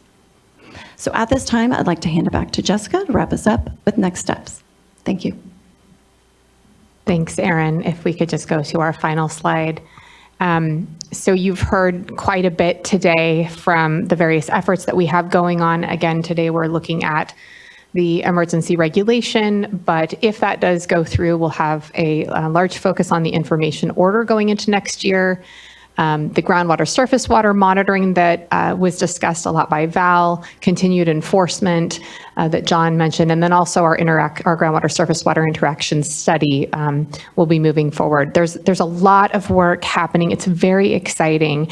I actually have tingles right now because we had the tribal summit, and hearing about all the amazing work and the commitments that are going forward by our sister agencies and the work the tribes have done to really bring this to light and collect information and make this collaborative and bringing everyone together. It's been very exciting to see. It's a difficult situation because we have this, potential loss, but at the same time to see so much coming together and hearing so many folks do that has been very exciting. And we're just really pleased to be able to work with such an amazing group of people in the Clear Lake area from many, many different walks of life. And I just want to give my thanks to all of you for listening to us and giving us the opportunity to share all of these with you.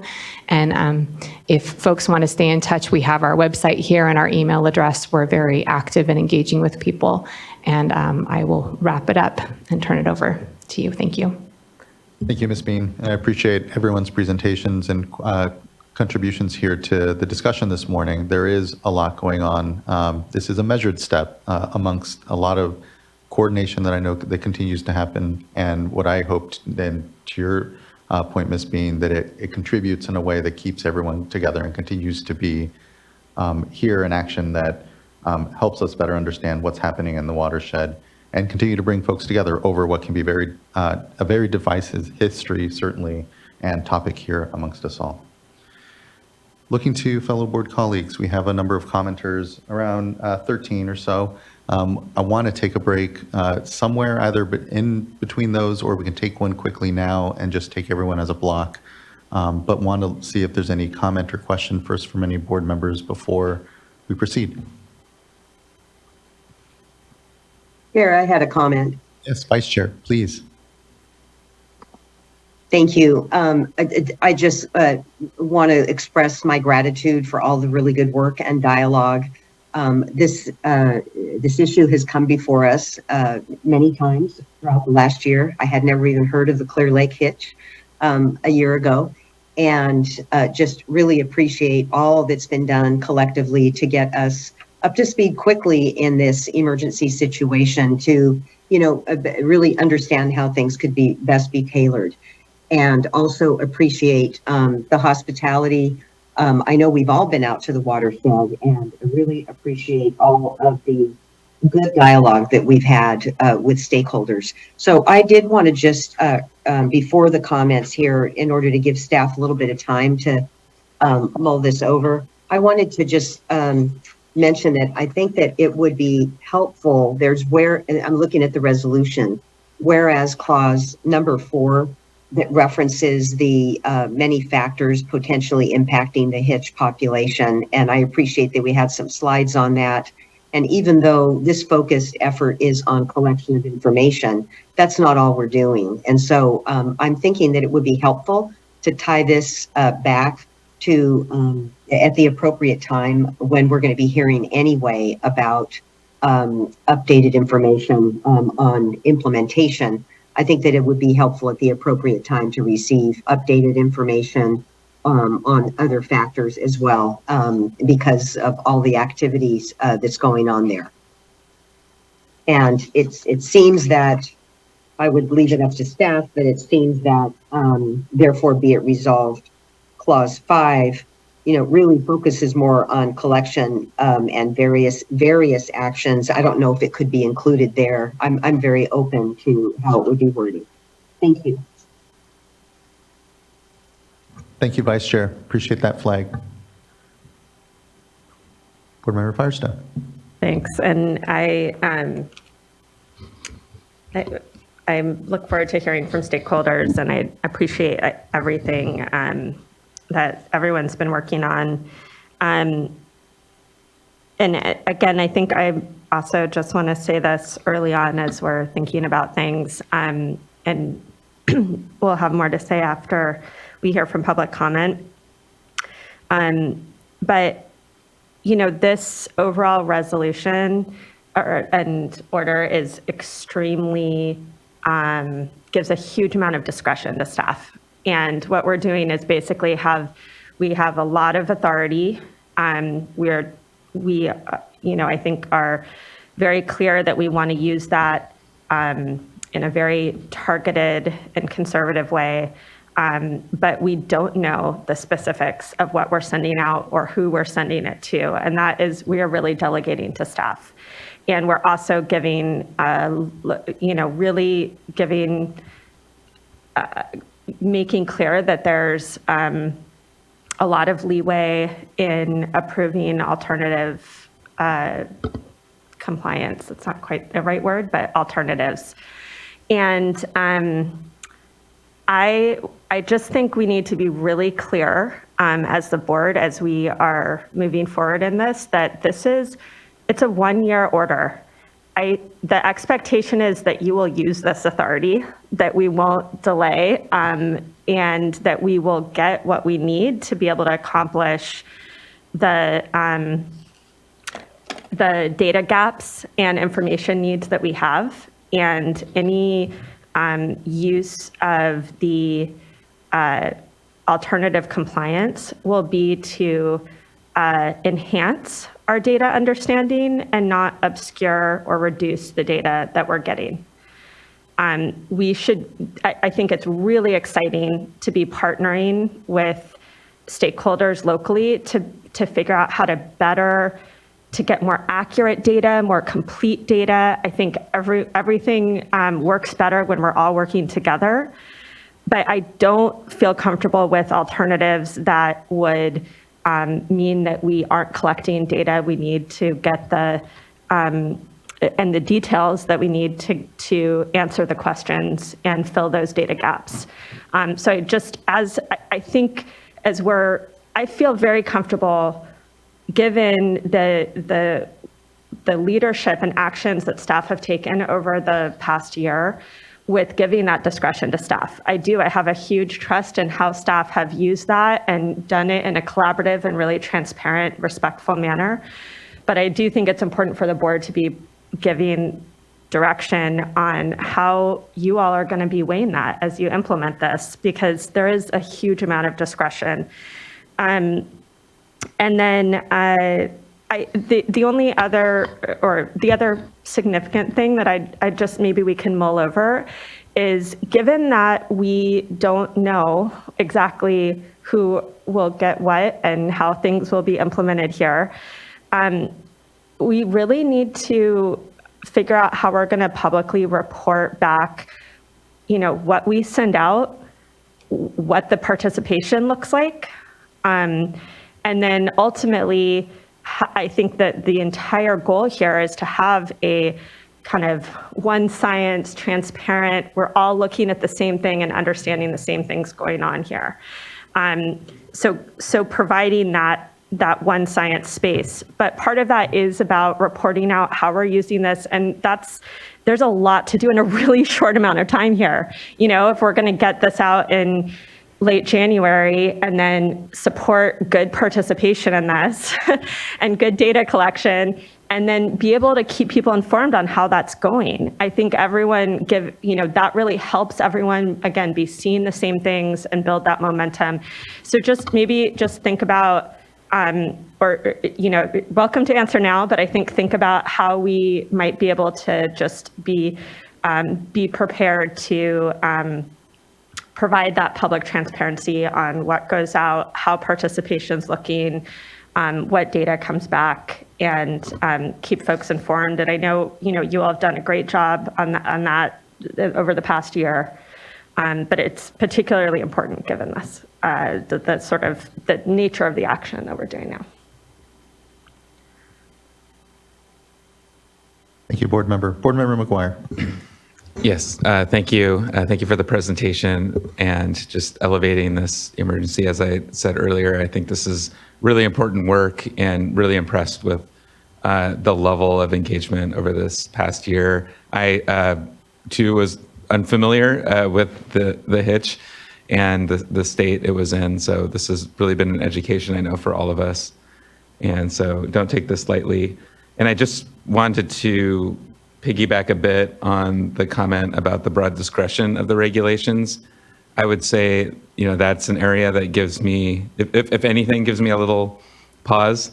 That is certainly one of them. And I appreciate and I agree. I have a great level of trust in the intent here, and because this is being done in such an open and transparent fashion, I think these decisions, are not being made in a vacuum, and it should come as a surprise to no one. So I appreciate the level of detail in the presentation today. But on the other hand, we only have a year. And so I do feel that there's this sense of urgency to collect the best data possible in the shortest amount of time possible. And so I would like a little bit of reassurance, because what I heard, I think from Ms. Bender, was that you don't anticipate requiring installation of monitoring equipment or measurement devices here at this time.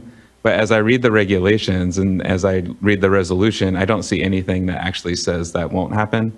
So I guess what I'd like to hear is, maybe just a plus up on that, and just confirmation that if anything changes, so that's one example, right, of an area where it's a little unclear how information might be requested. As you start to get the information orders out, and maybe you realize that it's not quite answering all the questions that you currently have.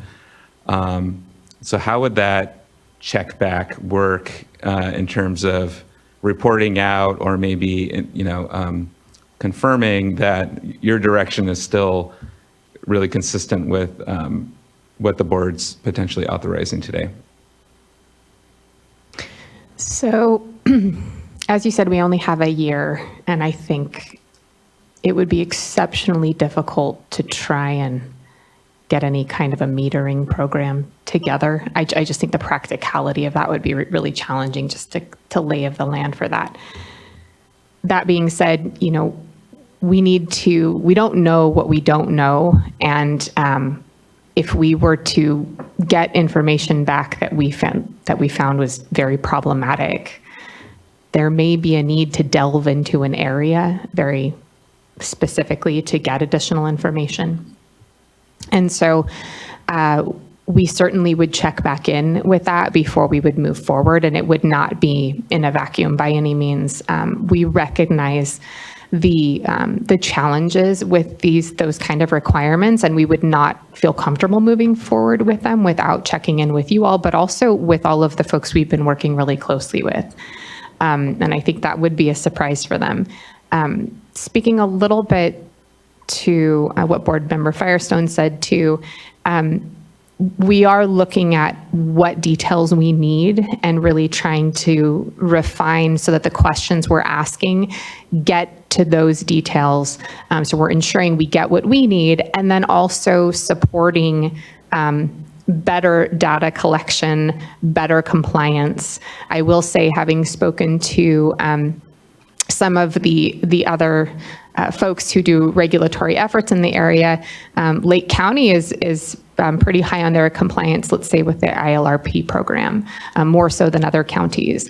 So I'm actually very confident that by working with our partners, we'll be able to also piggyback off of the positive compliance they've had there. That being said, we would definitely want to come back. And in terms of what we're reporting out, I don't want to overcommit because I don't know what we're getting in yet.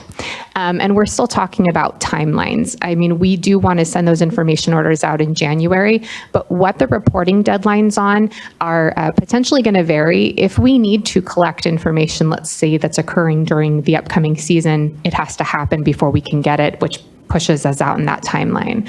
So in terms of what we get and how long, it takes us to analyze that, it pushes us, it's not going to happen tomorrow. It's certainly not going to happen even 30 days after we were to issue an information order. So I do want to be clear that there's going to be a lot of data exploration and analysis that has to occur as we're doing that and moving as quickly as we can.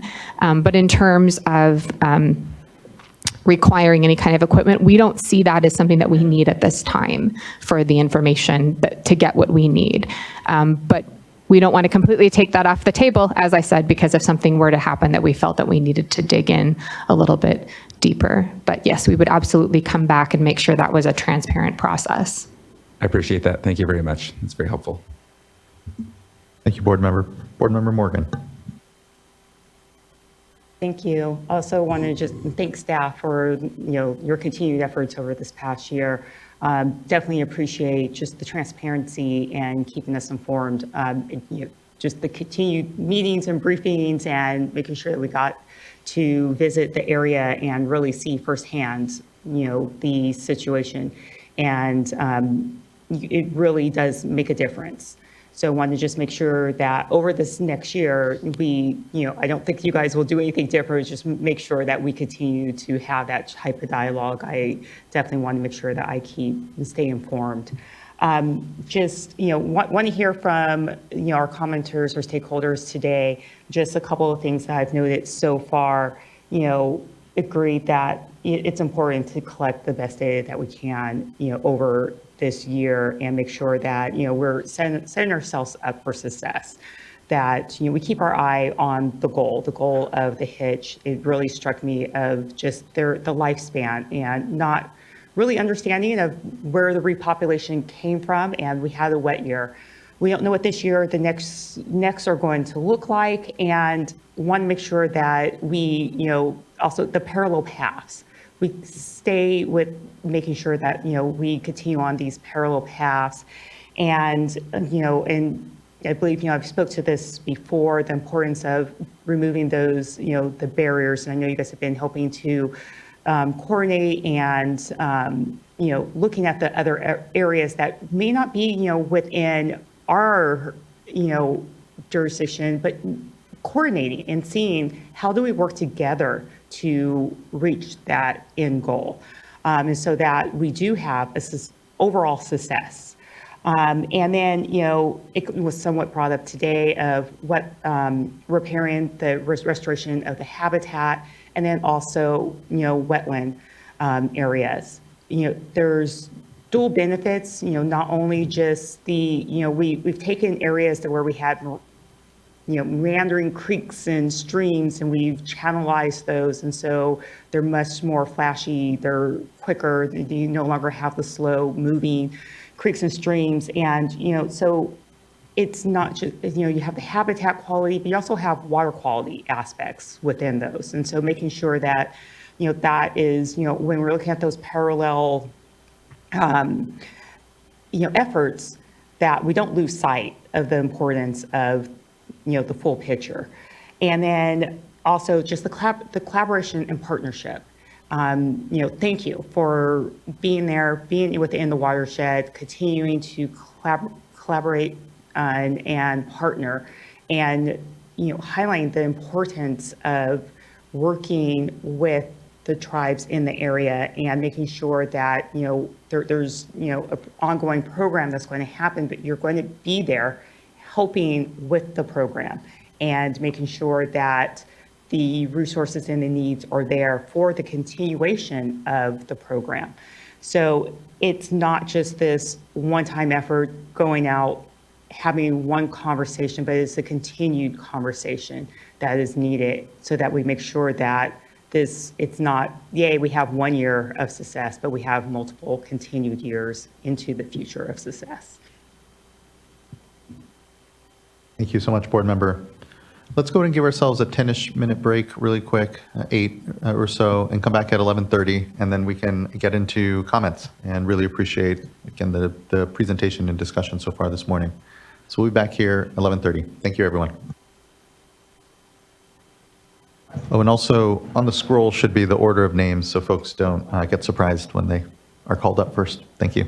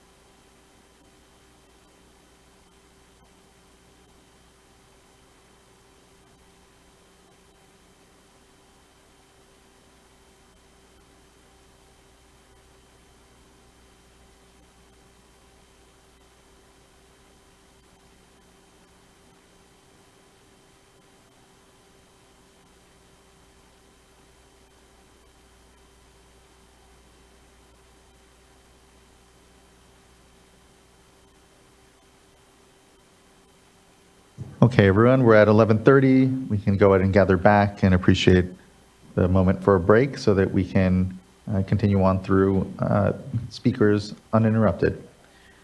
First speaker I'd like to call up is Sarah Ryan, followed by Doyle Fred, then Ron Montes, and then Fred Briones.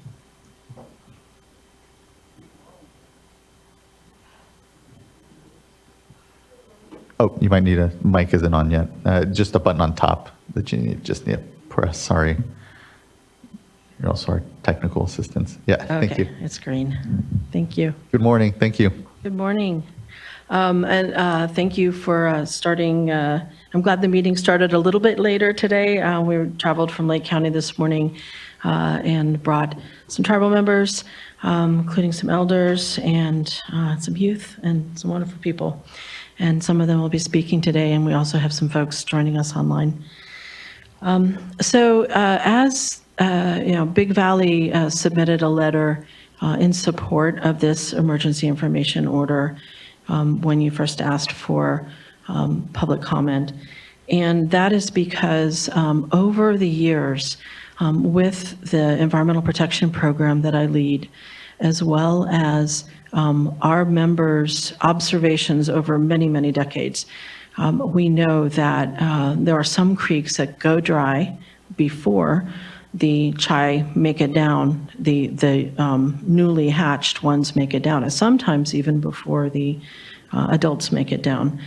And, you know, the Adobe Creek is just right down the road from Big Valley's lands. It's also in their homelands, their traditional lands, as well as Kelsey Creek, Coal Creek, Manning Creek. I mean, all of these Big Valley creeks that have a lot of water use going on from agriculture and other uses. The tribe, especially Big Valley, has been out there collecting the chai over many years, and has noticed over the years huge changes in how much water is available. Matter of fact, there was a species that went extinct, the Clear Lake splittail, because it spawned after the Clear Lake hitch. So we know that water changes have been, and the availability of water has been an issue in their decline. Some changes are also happening with the drought. We're having longer droughts. And because the chai only have a 5 to 7 year lifespan, that could be enough to make that difference of whether they're going to make it or not. Yes, we had a huge rain year, but we'll wait to see if we see some year one chai this spring. We hope we do. But again, being right there, just right out our doors, and seeing how during the frost protection times of March and April, and even into May, and knowing that the chai are getting stranded in the creeks. As your data that Val Zimmer showed, there's drops that happen if you're doing continuous monitoring of the creeks, which is why we did continuous monitoring of these creeks. This is why we've gone after funding over the years at Big Valley, is to be able to handle this locally. I mean, that's why we started. Nobody had, the chai had been listed at the state level. We were thankful for that. And so we went after developing our programs and prioritizing protecting this resource, and went after funding and set up a program where we would look at water levels in both wells and in the creeks. And so we, continue, and we took that information to the county, to the Big Valley Groundwater Sustainability Plan Advisory Committee, to be used to be more protected, because we're showing that there is a groundwater surface water interaction, which is impacting the chai during key spawning times. And all it takes is some stranding, sometimes where it's sucked dry in certain areas, that we could have thousands of chai that are no longer, that die.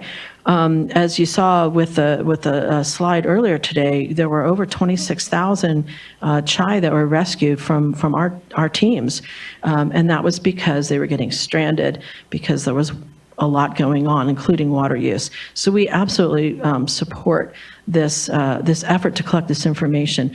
the fact that only 14 property owners out of 2,600 voluntarily gave information shows that there's a need to put a little more oomph behind it, because you have a responsibility to manage these resources, and all of us want to be able to benefit future generations as well, and making sure that a species that has been part of the tribal food reliance for millennia is still there. And if there are members of the agricultural or other community that would like to be a part of our monitoring program, we do have pressure transducers and sonic water level indicators that can go in their wells, and that could be potentially some of the alternative monitoring. So thank you so much for having this hearing. We hope that you're able to vote for this and get this information order as quickly as possible. Thank you. Thank you, Ms. Ryan. Really appreciate your contributions and advocacy throughout the years on this, and appreciate the continued work. Thank you.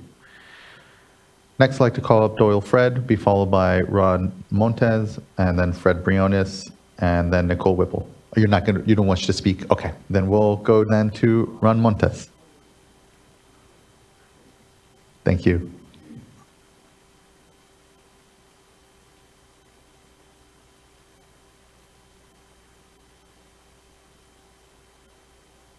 Good morning. Duenamik odie.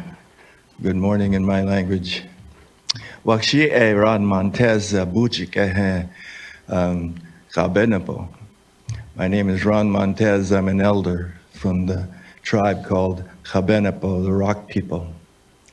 And it's a pleasure for me to come again. So it's been a year since the last time we were here talking. And look at all this group. You guys look familiar. Didn't I see you guys just recently? Well, I just would like to commend all of the groups that responded to our call a year ago when we brought our concern for our hitch, or our chai. And it was such a showing of cooperativeness and working together. It was like, it's a first. And it has made a model for the rest of California and the other groups that are out there, that you can work together to accomplish a hard task, and bringing on people who have expertise in these different fields have really been a godsend to us, Creator sent.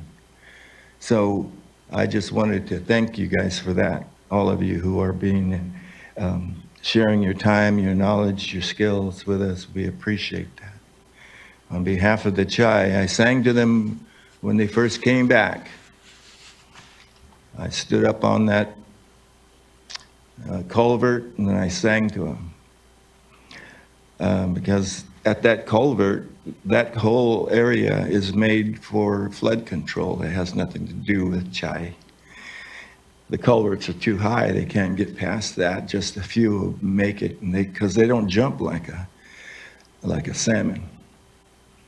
And so in that area where I was singing, they were pulled up there. And not long after that, that whole area was dry. I went back, and I was amazed at how quickly it was dry.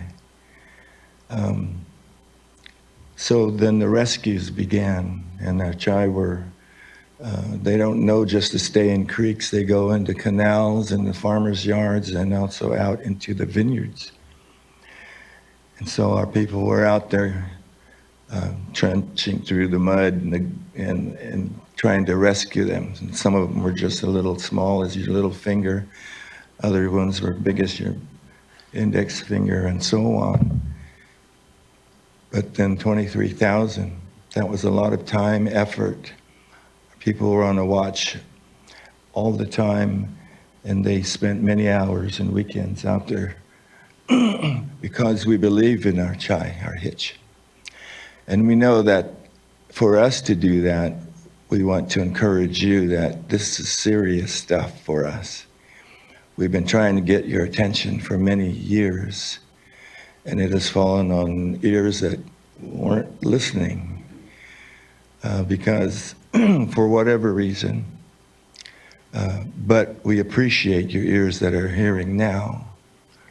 There is a saying that a nice person and a good person, what's the difference? The nice person will tell you things that they think you want want you to say. A good person will go and do what you need to have done. So you guys have transitioned from nice to good. Our word for good is kodi. Kodi. Kodi on you. Kodi. I say good to you, and I pray that Creator gives you more strength and wisdom, and that you pass this, our desires to have this informational order passed, so that we can get the information that's needed. There are many vineyards in our area. We don't know how many wells are on each one of those. 1, 2, 3, 4. There's lots of areas. And since there's no reports, you don't know where they are and how many and how deep they are. You can't make any good, clear judgments or data without all that stuff. And that's on you. That's your responsibility. Ours, we're trying to save our chai.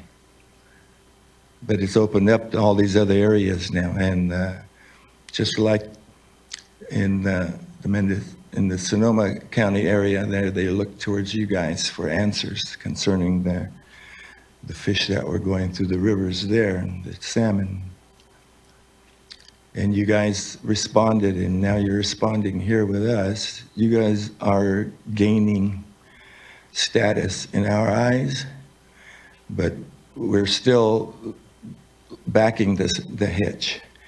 And we're encouraged by what we're seeing, and just would really like for you to pick up a little bit more. Join our ranks, and let's move on to do what's right. Do the good thing, the thing that really makes a difference.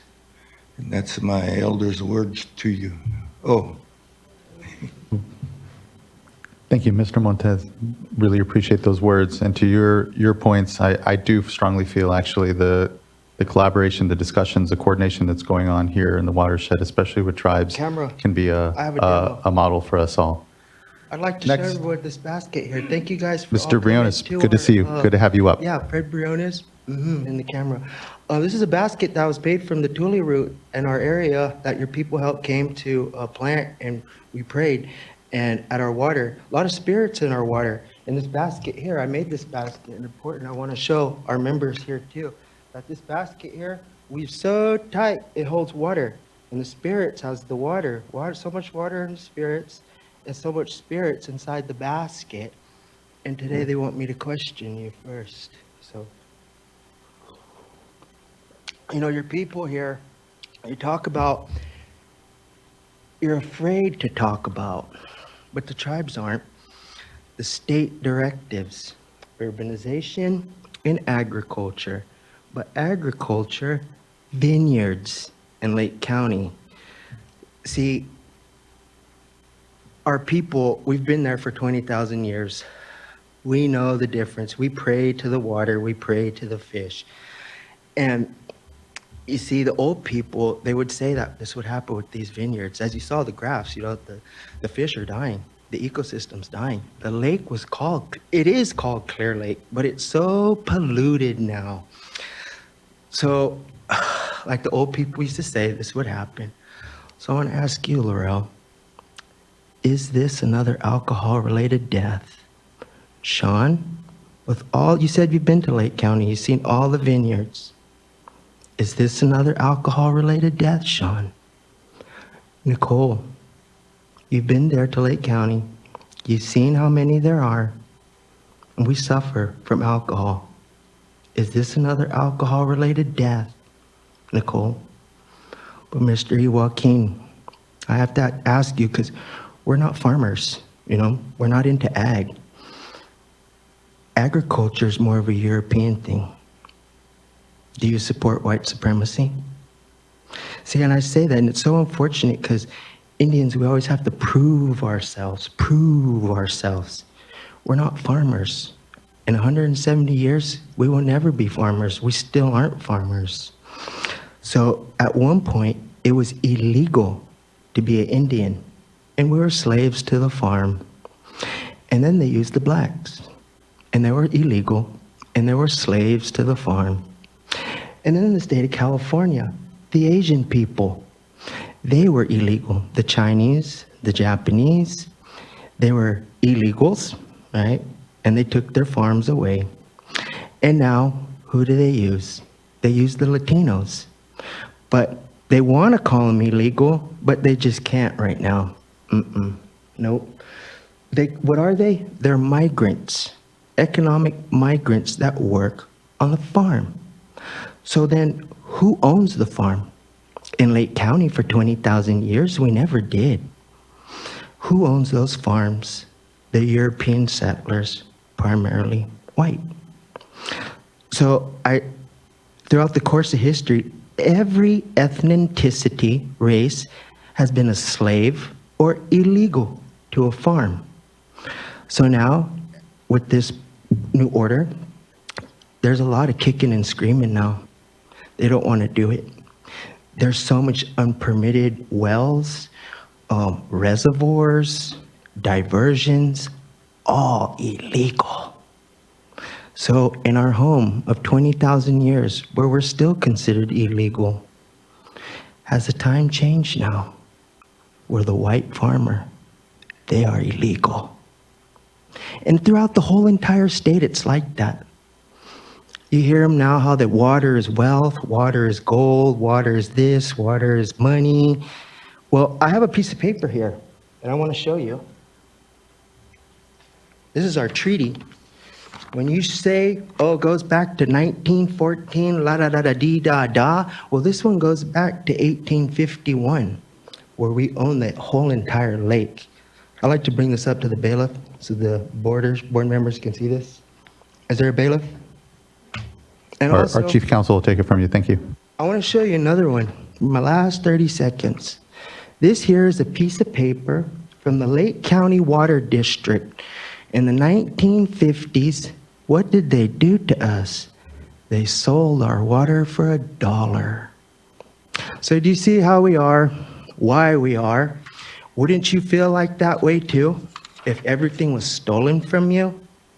And here we are today. There's the original owners. We have the paperwork. You know, come on, people. Please, thank you again for your time. Bailiff? Thank you, Mr. Briones, for your time as well. I think the reality is we all well know there are complicated and hard histories we're all inheritors of, and it's about how we're going to move forward together that I think is really important, and I appreciate your voice here amongst it. Next, I'd like to call up Nicole Whipple, be followed by Taylor Woodruff, and then Mary Lynn Ellis.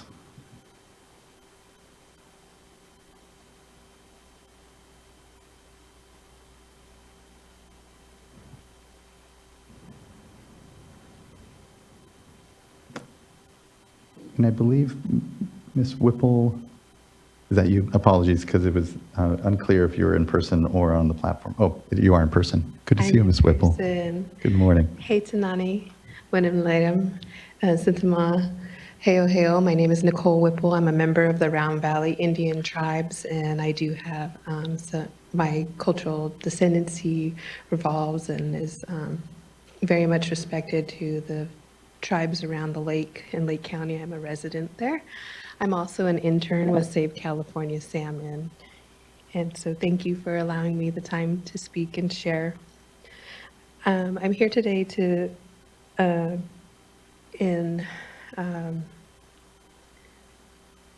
support the resolution to adopt an information emergency order in the Clear Lake watershed. And I'd just like to share that, you know, our respected elder Ron Montez shared over a year ago in an initial hearing when he brought up the concerns about the hitch. In that, I was lucky enough to be asked to share or to be present in that meeting, and I was, you know, hearing him and seeing the board nearly in tears was something that, you just can't come back from. And I appreciate you all being here and continuing to work on this project. In that initial hearing, he stated, that like many of you, the hitch was something new for me to hear about. But what really struck me was when he stated that the hitch, if they were recovered and saved, that they would not be consumable for over 100 years due to all the toxins in Lake County and the Lake County watershed. The surface and groundwater pumping impacts are an impact to the health and safety of the hitch, their habitat, and the environmental justice communities in the Lake County watershed. Information gathering must be collected and analysis from several areas of interest. Respected board members, thank you for your continued work on the implication of tribal beneficial uses and tribal engagement practices. In relationship to your priorities with the respected riparian tribal water rights, senior water rights holders of the Lake County tribes.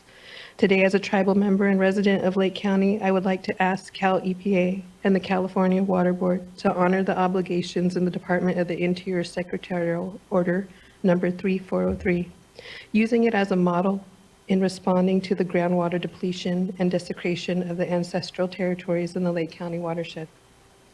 Joint Secretarial Order number 3403 fulfills the trust responsibility to Indian tribes in the stewardship of federal lands and waters. The Secretarial Order, issued by the Secretary of Agriculture and Secretary of the Interior and the Department of Agriculture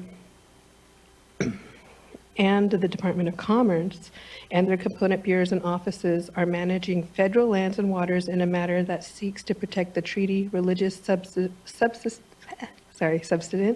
and cultural interests of federally recognized Indian tribes, including the Native Hawaiian community, consistent with the nation-to-nation relationships between the United States and federally recognized Indian tribes. I am not a scientist by trade or experienced in the area of agriculture. I am an Indigenous law student and aware the Commerce Clause property rights, including water rights, are based on our government obligations to dealing with the Indian tribes. In my general education, I have learned of the use of synthetics and the lack of regulations revolving around the USDA and agricultural farming. Cancer is one serious health factor theoretically caused by the cancerous synthetics used in ag that are not fully regulated and toxic groundwater.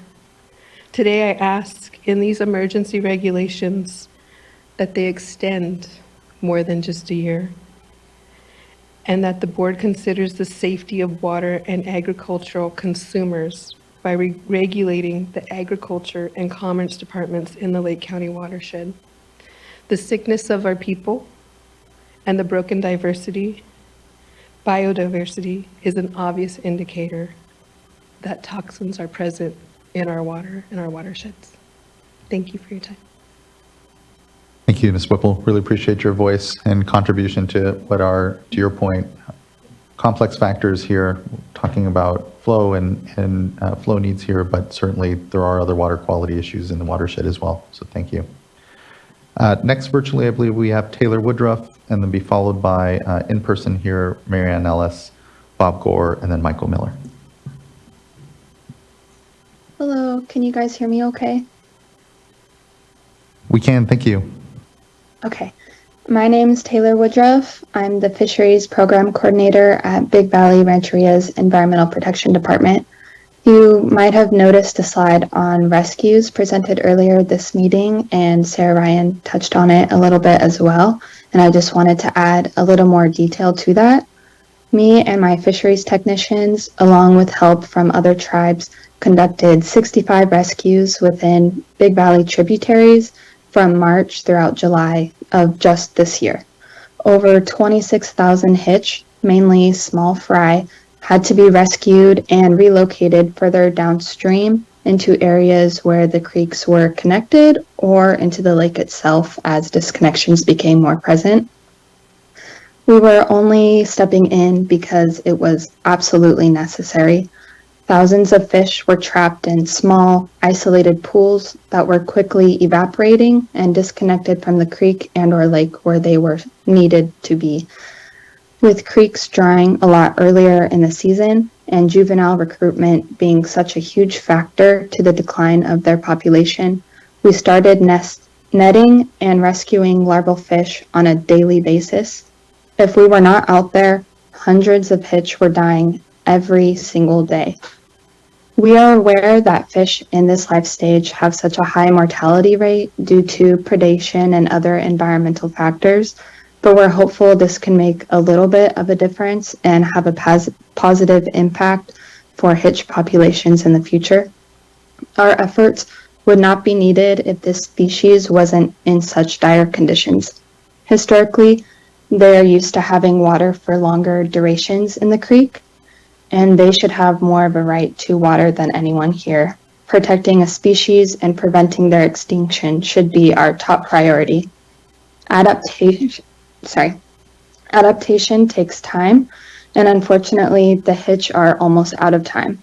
Hopefully, with more monitoring and rescue efforts, data collection, water conservation, habitat restoration, and cooperation with all of us working together, we can truly make a difference in saving the tri. Thank you. Thank you so much, Ms. Woodruff. Appreciate your efforts and contributions here to the effort and discussion. Thank you. Next, I'd like to call up Marilyn Ellis, who will be followed by Bob Gore and then Michael Miller.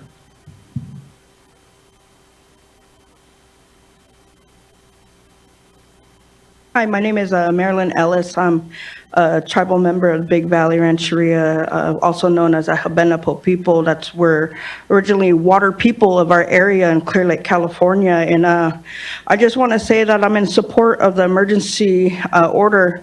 As I remember back in the days, we were able to go out and, go fishing for our food and, enjoying the fish and stuff, having laughter with it, as in, as they swim and they, move around and stuff like that, I miss those days, and there's times where I want to take my children out there to teach them the ways that we were taught. And, I wasn't planning on speaking and, because I'm an emotional person, only because the trauma that we have to live, in our society at home and, just the new life, the new generation of the life, a lot of people, I don't like to judge people.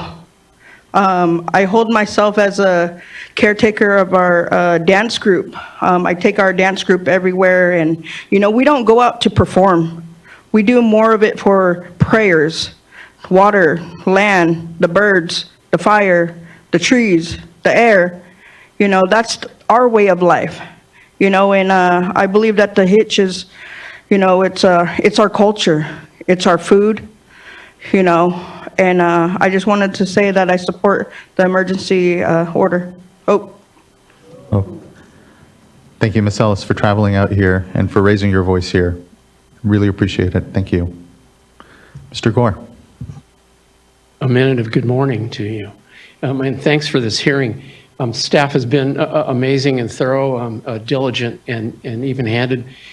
My name is Bob Gore. I'm here from the Gualco Group on behalf of the California Association of Wine Grape Growers. A historical context and land stewardship matters, so I'll provide a broad background to what Michael Miller is about to elaborate on. About 15 years ago, Karen Ross put a massive 3-ring binder on my desk. It described the initiation of the Wine Grape Growers Certified Sustainability Program. It's been in effect that long now. It was fraught at the beginning. It's become a gold standard, maybe platinum. 75% of the acreage in the Lake County area is certified sustainable and has been for quite a while. It's led to the industry's participation in the Russian River template, which we all regard as such, and that diligence on their part and goodwill will be applied as we go forward. I appreciate, and we all do, the board members a reminder that the emergency regulation lives for a year, and that it goes well beyond data collection. we intend to cooperate fully as this moves forward, and I look forward to working with everyone. Thank you. Thank you, Mr. Gore. Appreciate that and appreciate the continued engagement on this. Next, I'd like to call Michael Miller.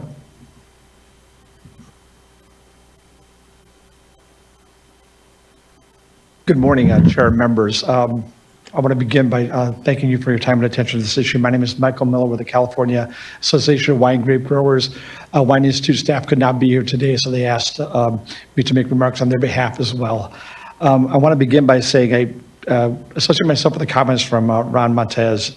Good people, hard work, collaborative effort that's been very successful. I want to thank you all very much for all of that work.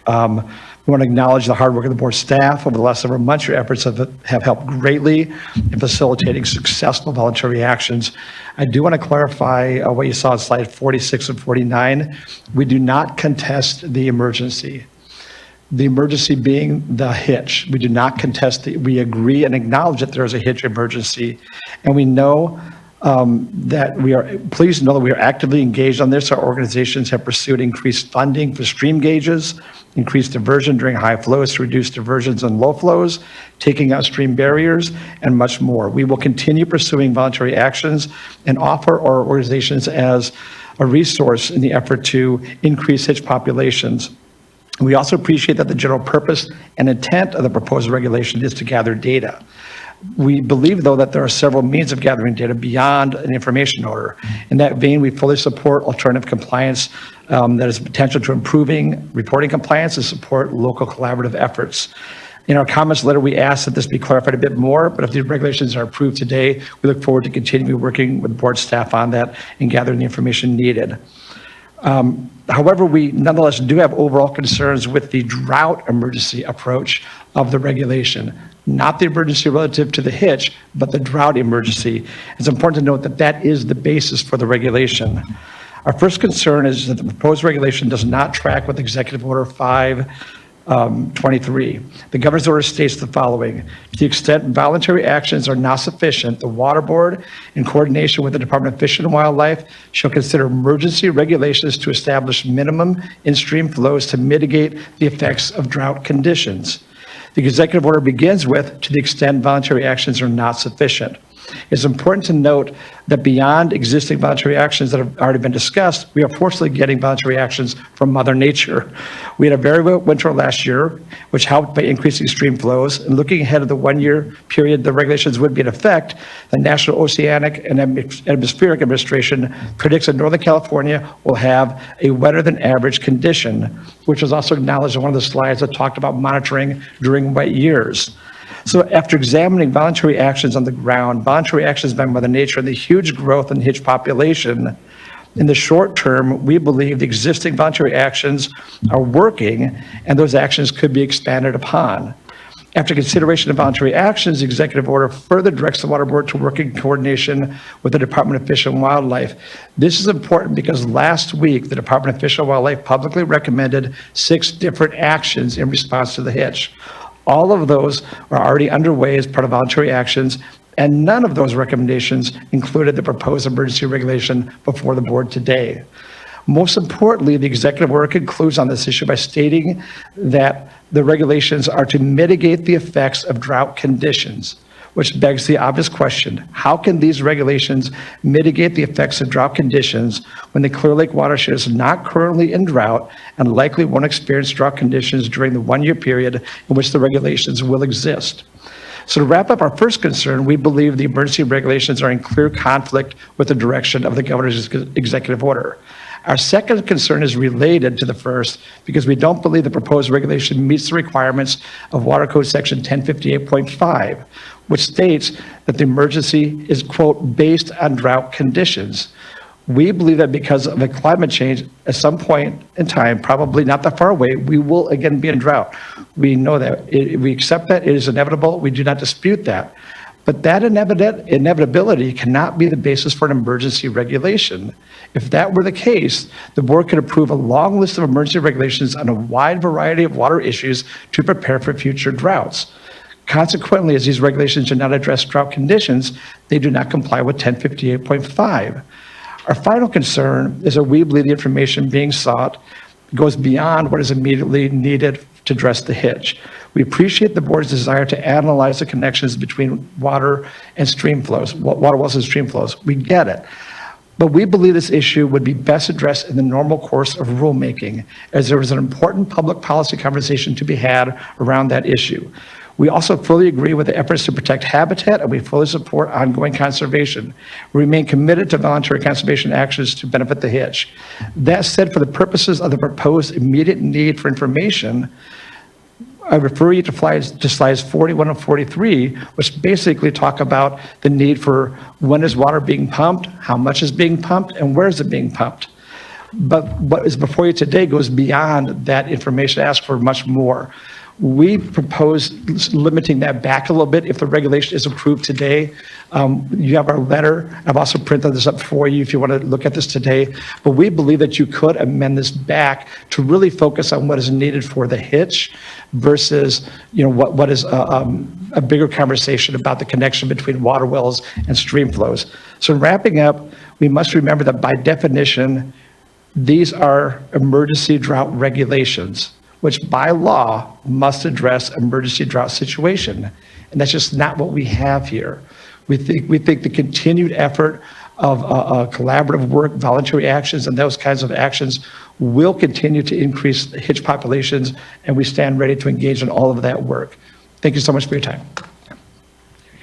Thank you, Mr. Miller. There was a lot there, and I will just at least respond to the thought that we're not aligned with the governor's executive order. We're very careful and aligned, and ultimately, as you noted in the language, the direction around voluntary actions not working was around curtailment, and that is not what is being contemplated here. It is, in fact, information.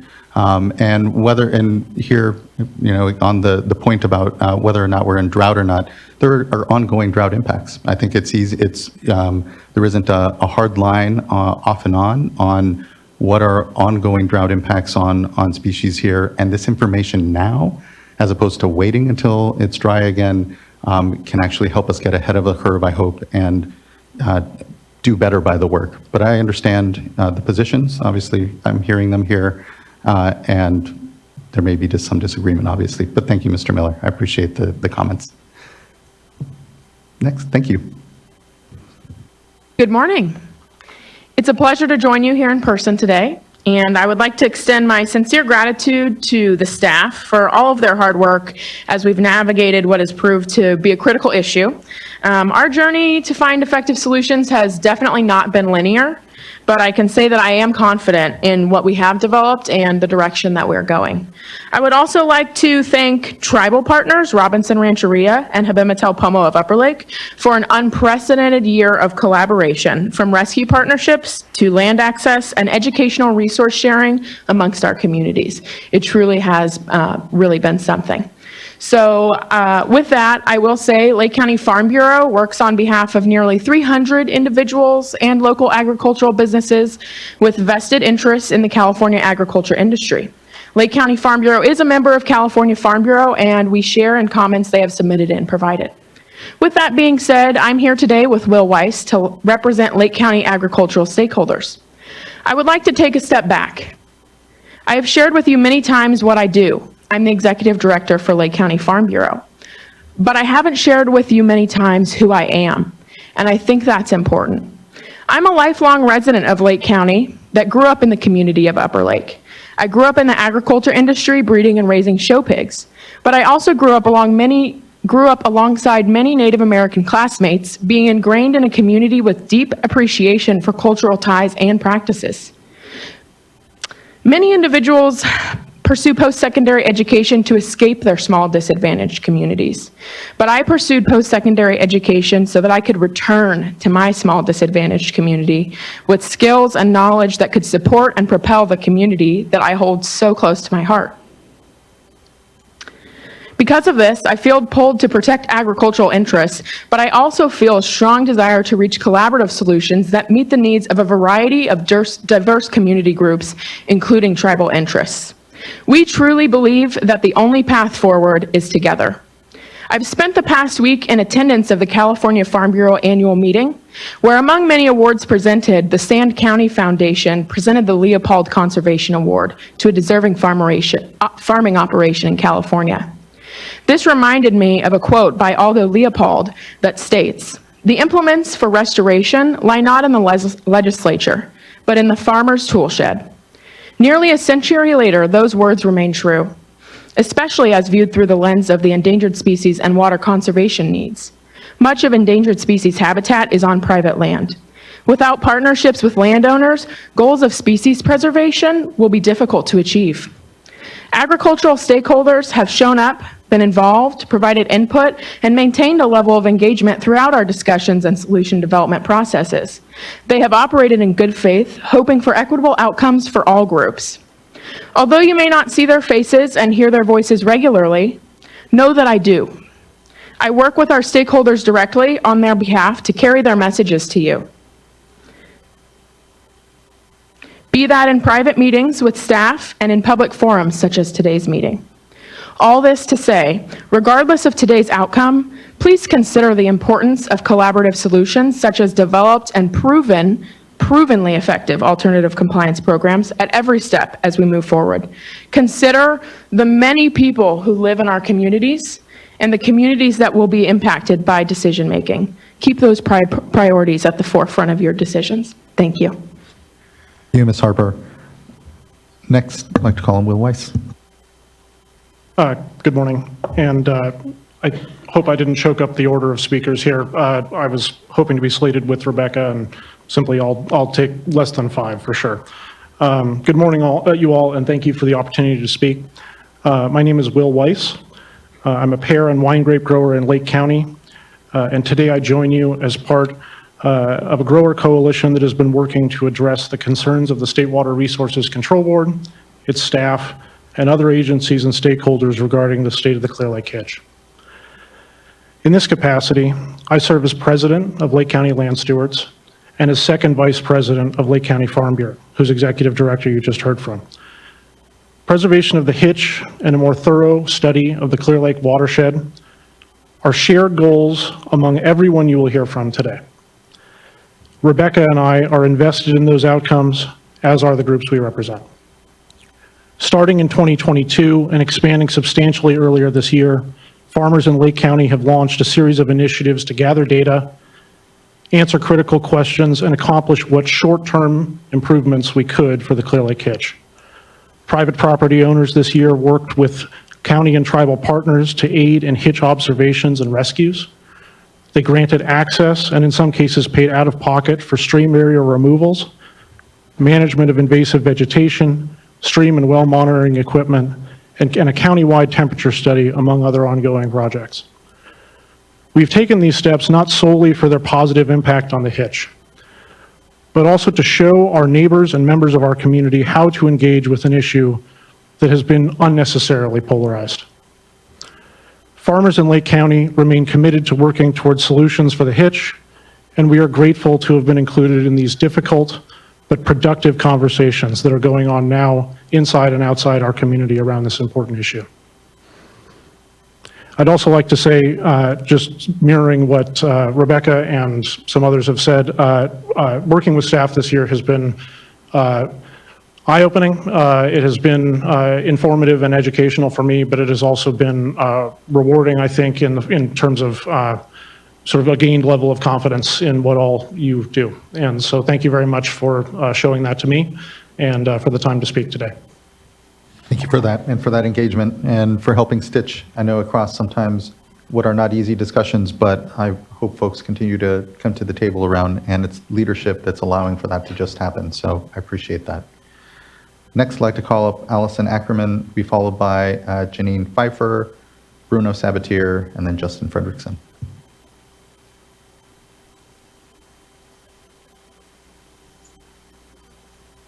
Good afternoon, Chair Escobar, members, and then the State Board staff and all of the State Board staff partners that are there in the Coastal Hearing Room today. Thanks for the opportunity. My name's Allison Ackerman at SOMAC Simmons and Dunn, and we represent Daryl and Diane Lauver, private landowners with property in the Clear Lake watershed, specifically in Upper Lake, California. And they rely on groundwater wells for their domestic water supply. The loggers have previously submitted comments on the proposed draft emergency information order regulations, as well as the revised regulations that are on the board's agenda today. And we very much appreciate the opportunity to provide additional comments prior to the board's consideration of the resolution to perhaps adopt the regulations. Staff's revisions between the initial draft regulation and those proposed for adoption today are greatly appreciated and do provide greater clarity to the regulated community. Additionally, the digest document that accompanied the regulations, as well as the presentations today, have provided very helpful information to the public regarding the issues and the efforts that staff has engaged in over the last year to help address the multitude of risks facing the Clear Lake Hitch. One of those efforts was, of course, enforcing water right rules and regulations, and the importance of doing so really cannot be overstated, and we certainly appreciate staff enforcing the current water rights rules and regs. As other comments noted, there are various issues facing the Hitch, and they're real, and the loggers' concerns today are not regarding the issues facing the Hitch, but rather the regulations' basis, approach, and scope. The board has heard today that the public has submitted comments on the basis for the regulation, and in our view, neither the digest or the materials presented or prepared, identify an authorized basis under section 1058.5 subdivision 1 that provides those really narrow purposes or discrete goals for which the board can adopt regulations. Those include preventing the waste, unreasonable use, unreasonable method of use, or unreasonable method of diversion of water, promoting recycling, promoting water conservation, or requiring curtailment of diversions when water is unavailable under the diverter's priority of right, or requiring reporting of diversion or use, or the preparation of monitoring reports in furtherance of any of those above purposes I just listed. Assuming that subdivision A1 authorizes the adoption of a regulation to require reporting for groundwater extractions, staff has not explained in the rulemaking documents whether or how the proposed reporting in the regulation relates to one of those discrete purposes in subdivision A1. Additionally, in regard to groundwater, staff reports and other presentations today are focused on investigating the groundwater surface water interaction in the Clear Lake watershed, and the preliminary analysis is that there's an indication of a connection and that groundwater pumping may be impacting creek flows. As we wrote in our comments, we certainly understand that the board has a duty to protect public trust resources, especially under National Audubon Society and what I call the ELF case, Environmental Law Foundation. But in the ELF case, the threshold question was whether the public trust doctrine applied to the extraction of groundwater that adversely impacted the river. That is to say, the impact there was known. Here, staff seeks to use the regulation to acquire groundwater information to continue evaluating whether and to what extent the interaction between groundwater and surface water is, only from which it can then determine whether groundwater pumping is having an impact to public trust resources. In our view, the impact of groundwater pumping on those resources must first be known to comport with the narrow holding in ELF. Additionally, the interconnection and state of groundwater, because it's not yet known, does raise some practical concerns of how staff anticipates to issue orders seeking groundwater use within that pretty narrow scope of the state board's groundwater jurisdiction, which I do want to recognize was one of the amendments. I see that I'm out of time, so I'm just going to wrap up. We very much appreciate staff's robust and collaborative efforts with agency partners, especially tribes, and enforcing water right rules and regulations. And we encourage them to continue with these efforts, as well as consider participating in some of the local efforts in the watershed, like removing physical barriers and undertaking or assisting with the overdue maintenance that can improve the flow in the streams and thus improve the habitability for the hitch. Thank you. Thanks for the additional time as well. Thank you as well for the comments and contributions, Ms. Ackerman. Appreciate the time here. Next, I'd like to call up Janine Pfeiffer, be followed by Bruno Sabatier, and then Justin Fredrickson. And I believe our last commenter will be Philippe Laluse. Hello, State Water Resources Control Board, board members, commissioners, staff members, and the public. Janine Pfeiffer, I'm an ethnoecologist, former university instructor, and currently I serve as a consultant to Lake County Water Resources Division, to nonprofits in Lake County, to community-based organizations, and to tribes and tribal communities throughout the state. I have 3 points to make today. The first is that the climate change will only get worse. Anyone who's been reading the thousands and thousands of studies that have been coming out from climate scientists know that as this climate crisis continues, we will be seeing more frequent and more intense droughts. Doesn't matter that we've had a respite this year or even for the next 2 or 3 years. Drought is going to come again, and it's going to be worse, and it's going to hit us harder. Which leads me to my second point. We must take advantage of this current call to action, because what impacts the hitch impacts all of us who drink water, all of us who use water. And it absolutely will impact the ag community. And I'm familiar with the ag community because I grew up on a Mennonite farm. I got my degree in agronomy, my master's in international ag development, before getting my doctorate in ecology. And we all know that we have to change how we monitor, use, and conserve water. So I welcome the State Water Resources Control Board's efforts in that area, and I support this information order. The hitch crisis has brought and continues to bring millions of dollars in state agency resources. And I'm a little confused by why my fellow Lake County residents don't see and are not acting on this tremendous opportunity to do better and to, like I said, monitor, use, and conserve water for our future generations, no matter what community we come from. I think we should all be very grateful for this unprecedented cooperation.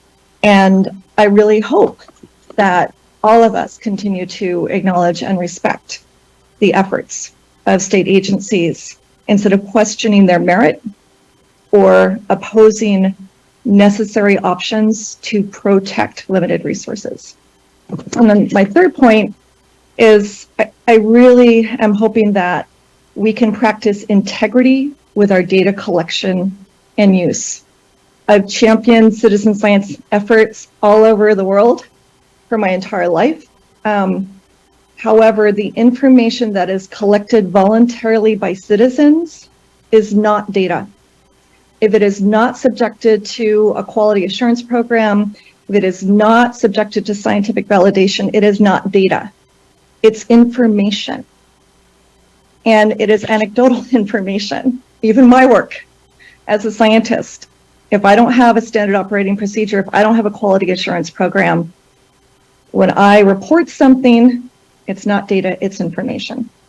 And anecdotal information, as we all know, can be misleading. So going forward, to avoid conflation of information with data, I just ask all of us to please practice more integrity with how we speak about that. Thanks so much. Thank you, Ms. Pfeiffer. I appreciate those good, cogent 3 points and the engagement here on this project and all the work I'm sure going on at the local level. So thank you. Next, I'd like to call up Bruno Sabatier, followed by Justin Fredrickson, and then our last commenter, Philippe Laluse.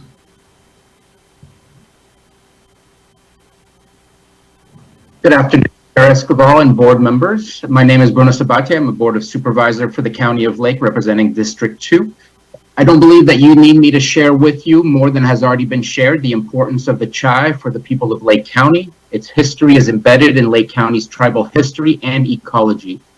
The chai and the work we have embarked on together has the chance to bring ag, tribes, and local county government together in ways not seen before.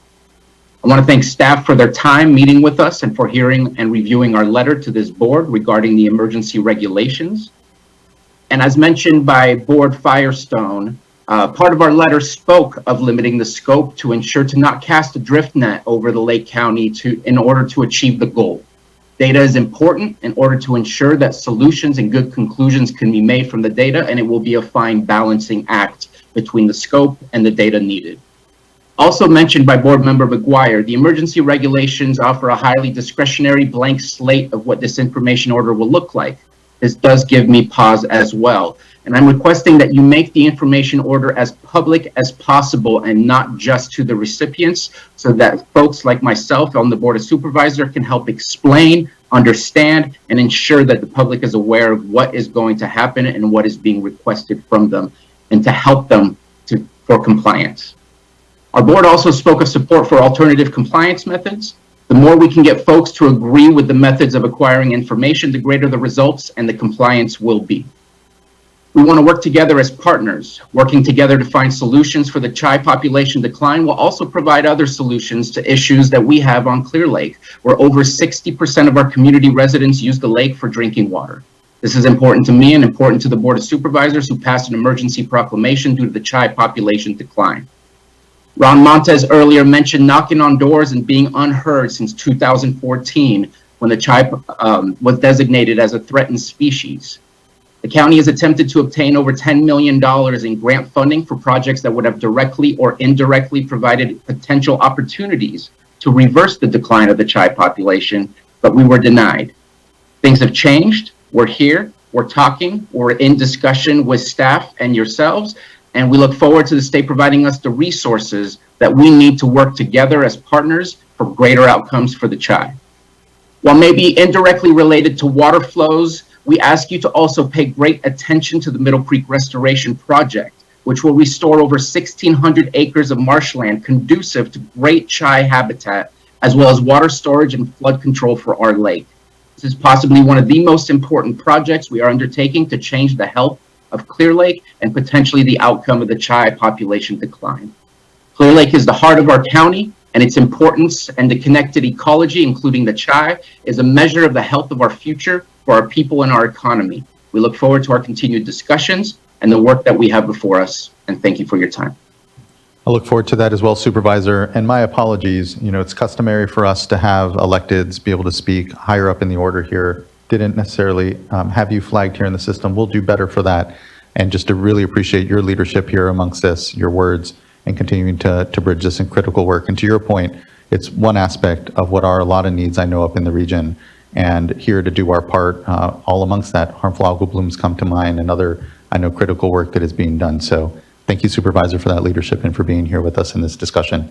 Really appreciate it. No need for apology. I think the order was just correct. So thank you very much for letting me speak. Thank you for that, Supervisor. Next, I'd like to call up Justin Fredrickson, who will be followed by Felipe LaLuz.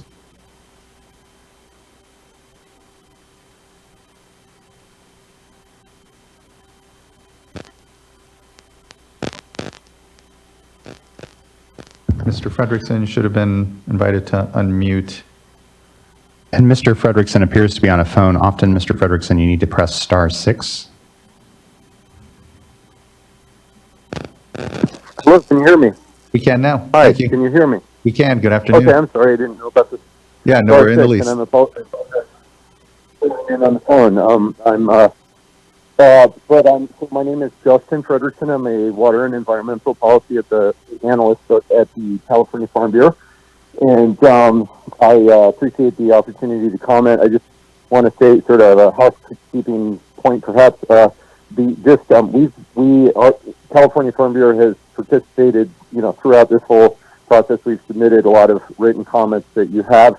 And also just to clarify that, whether you know this or not, our county farm bureaus are members of our state farm bureau, and so when we comment, for the state organization. We're commenting on also on behalf of our county farm bureaus and on behalf of our 30,000 some members statewide of the organization, including those in Lake County. So I just wanted to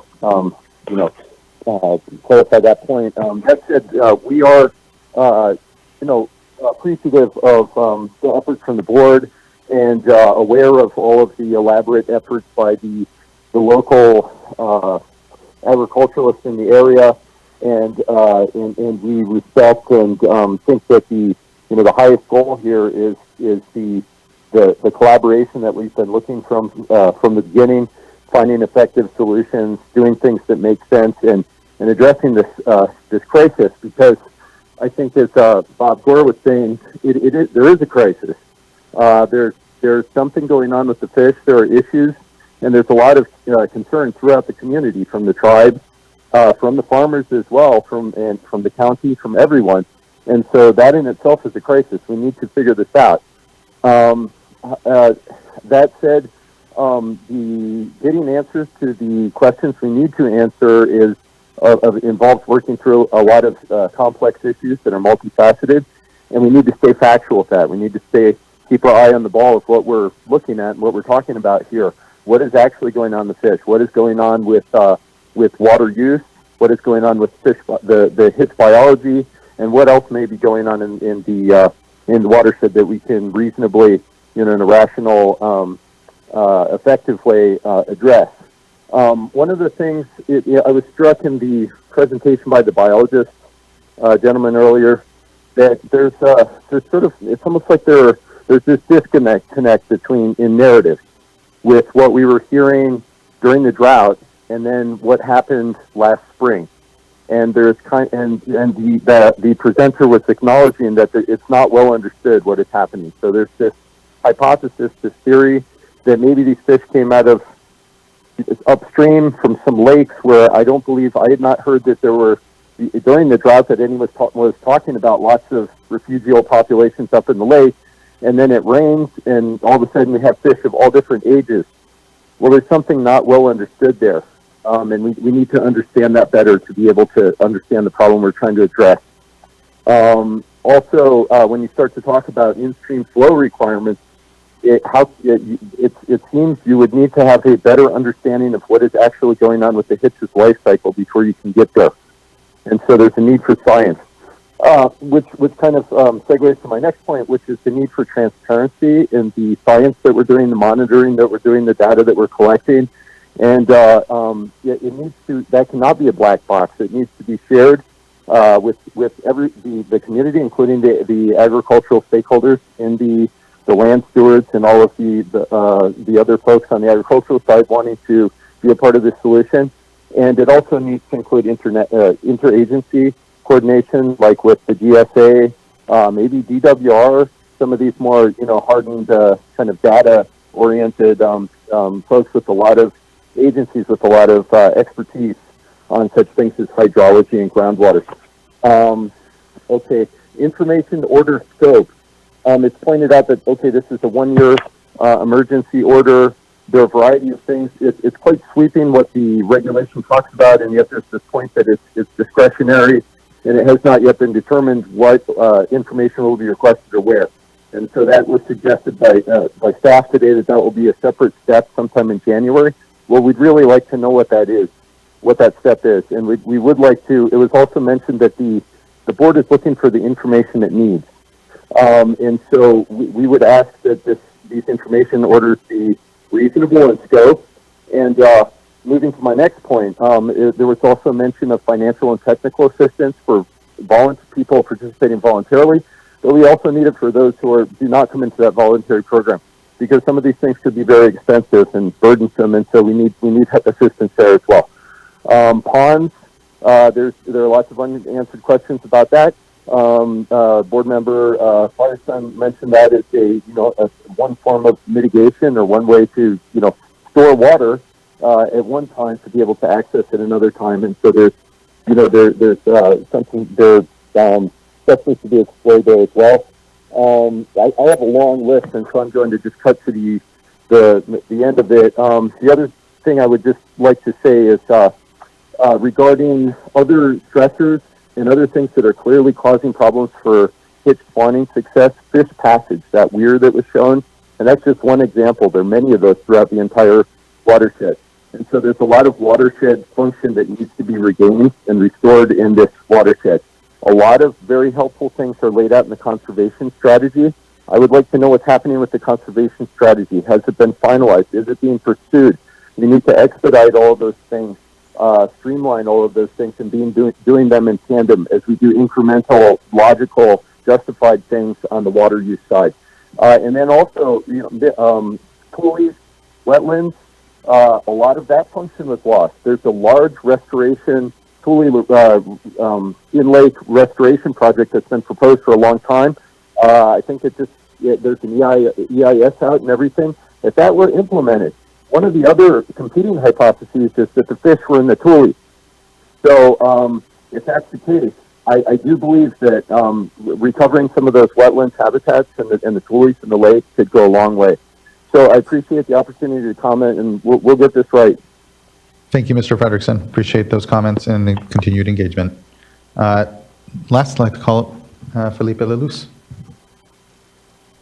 Thank you. Good afternoon, everybody. My name is Felipe Laluz. I'm a senior environmental scientist with the California Department of Fish and Wildlife.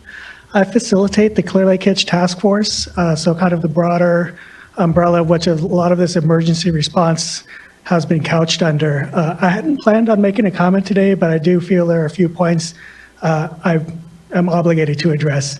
So thank you for giving me this opportunity, and of course, thank you to everybody at the board, the Division of Water Rights, the tribes, the Lake County Farm Bureau, the Wine Grape Growers Association. This is truly an unprecedented collaboration, and I'm honored to be a part of it.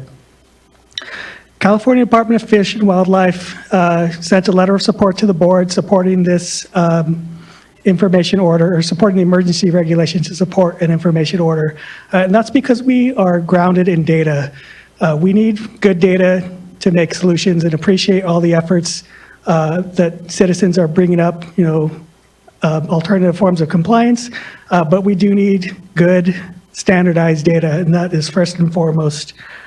So that's just to remind everybody that we are in support of this letter.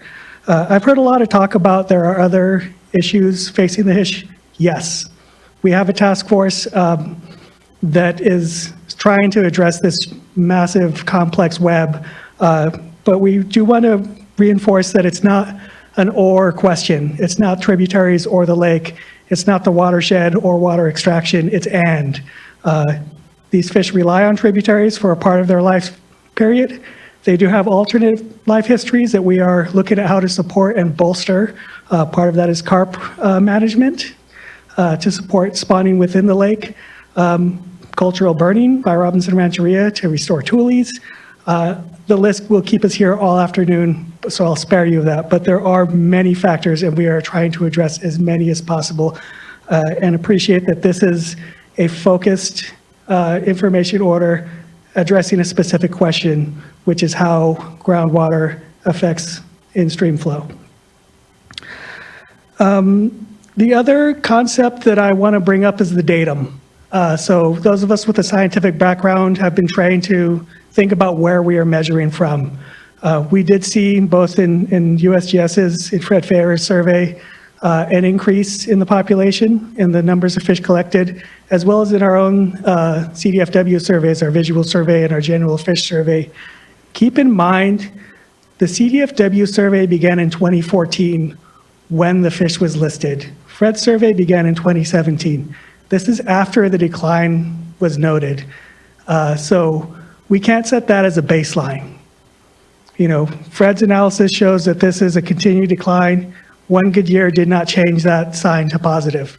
We are working to prevent extinction. So using Fred's model as an example, that means that year term would be 0, meaning that on average, there'll be some variation in the population, but ultimately it will hold stable. Eventually, we would like to work towards recovery in which that term is positive, in which there's positive population growth. This year showed us that we still have a lot to learn about the ecology of Clear Lake.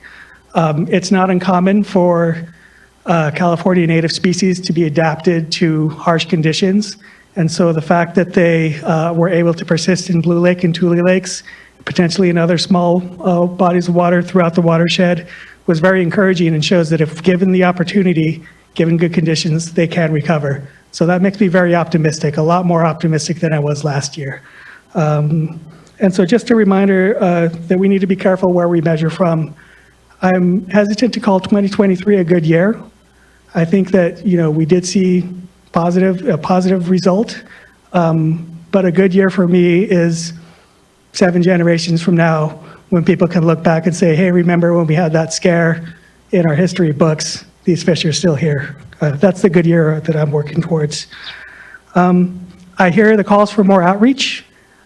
My supervisor, I hope Claire's watching, but I'm committing myself, Chuck, our director, committed me for another year on the task force. We are very open to having more outreach. We're working with the county for a science symposium, but want to have more of those to engage with the community and have the broader conversation. And just to speak to the conservation strategy, I'm on that team. We are meeting and we are moving that forward just to have like a broader framework to work towards preventing extinction, first of all, and ultimately, eventually recovery. So thank you. Thank you so much, Mr. Luce, for your leadership and work here. The California Department of Fish and Wildlife, they were the first on the scene here, really. It was Director Bonham helping us, and truly the tribes. I don't mean to misspeak there. I mean, on the agency side, insofar as really getting the involvement and the appropriate level of involvement that we've been able to really see. So thank you for speaking and continuing to contribute.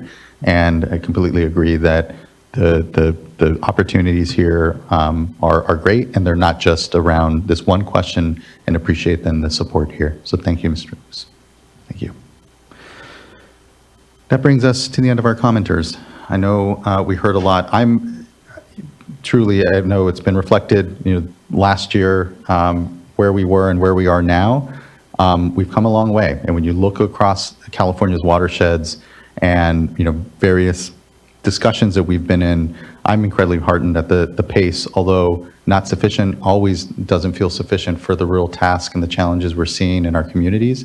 But I see this as a model. I see this as a place where there is a lot of good work happening, and it's because folks are listening to one another and putting aside what can be, I know, very difficult circumstances here for us all. And so I just want to thank everyone, for those especially that have traveled up from the tribe, the continued voicing of the challenges here, but and just the leadership that I think everyone continues to collectively show here gives me a lot of hope that this next year, I'm supportive of the resolution and the authority here to develop the order. I agree and know that there's concern around what exactly that looks like. It's not often that we don't have as much detail on the order here, but I feel we need to act, and importantly, I trust the folks in the program, but importantly, everyone else that will keep us accountable in how we execute this order. I heard from the supervisor, can we make sure that's on the website? Can we make sure it's public, that people can follow along? Yes, completely, and here just want to ensure that that's what we will certainly have a very transparent process as the actual order comes out, so folks can plug in and continue to use what is a slight reprieve here when we talk about the last year that we've seen, and potentially this coming year as we all watch the storm door to see if it's going to open, to see if we'll continue to have some reprieve and opportunity to do right by the Chai, the Hitch, our communities, and this resource that is, we all know, very challenged in managing, but we can actually do better by the more we find these opportunities to see these watersheds as the complex and in common space that we all share together. Board members, anything to reflect, any questions, and also any direction and feelings around where we stand with the language of the resolution and the direction? Board Member Firestone. Yeah, I agree, and I also want to say thank you to everyone, and I think particularly to Rebecca and Will.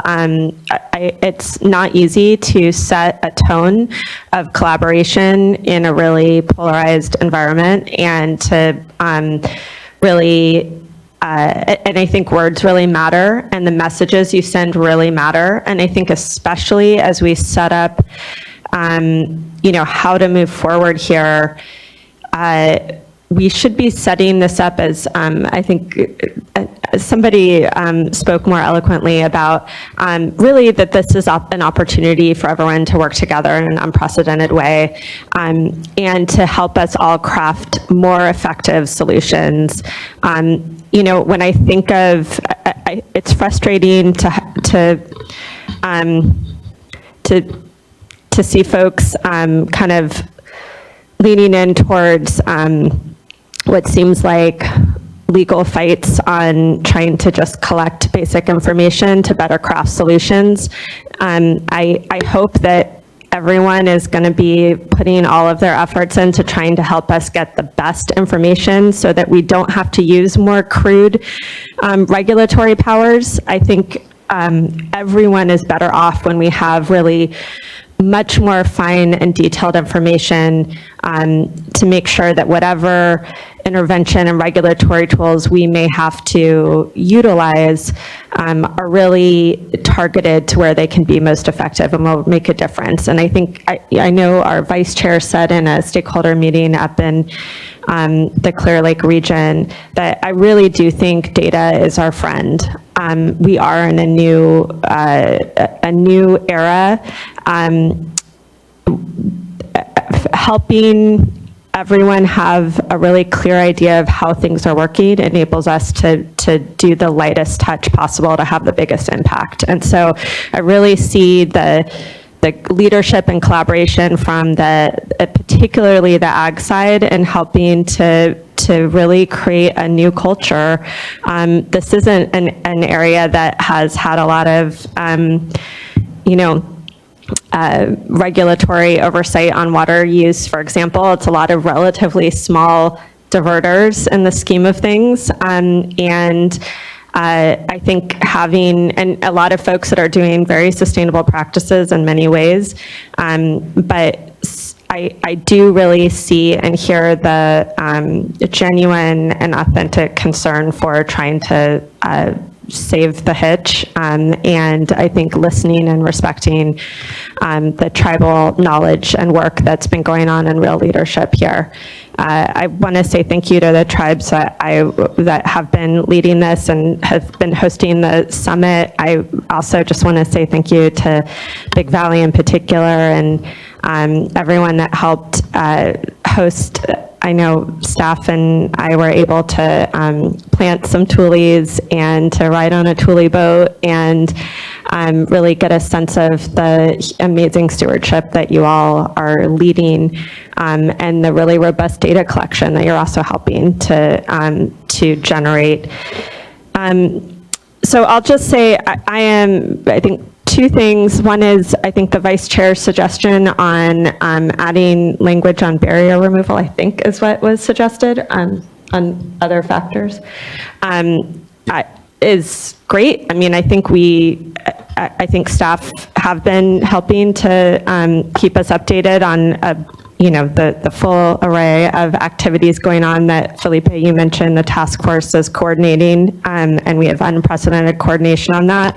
I heard at the task force, or at the summit rather, some real urgency in seeing if this year can be the year that we can get movement on Kelsey Creek barrier removal. I think we remain all committed to seeing that, and staff really highlighted the potential there for that one in particular, and I look forward to coordinating with your agency and the county and tribes and others to make that happen as much as we can. But our role in particular, and what we're called on here, is around the groundwater surface water connection. That's going to be critical. So the last thing is just I don't think that personally, I don't think this needs to be in the resolution, but I think just really clear direction and commitment here is that the information orders that go out are posted publicly available on our website. I'm sure we will be having workshops on helping people to figure out how to fill them out, but that those are widely publicized and shared, and that we are also providing that same level of transparency on the scope and participation of any alternative compliance programs as well. It may be that it works out to have a really robust alternative compliance program that has most of the people in it. And if that's the case, that's really the area that I think the public needs to understand, not just the information orders. So just that transparency right away, and broader than just the participants, I think is going to be really important. And I'm happy to make a motion when we're ready to do that. Yeah, let some other board members perhaps weigh in. Board Member Morgan.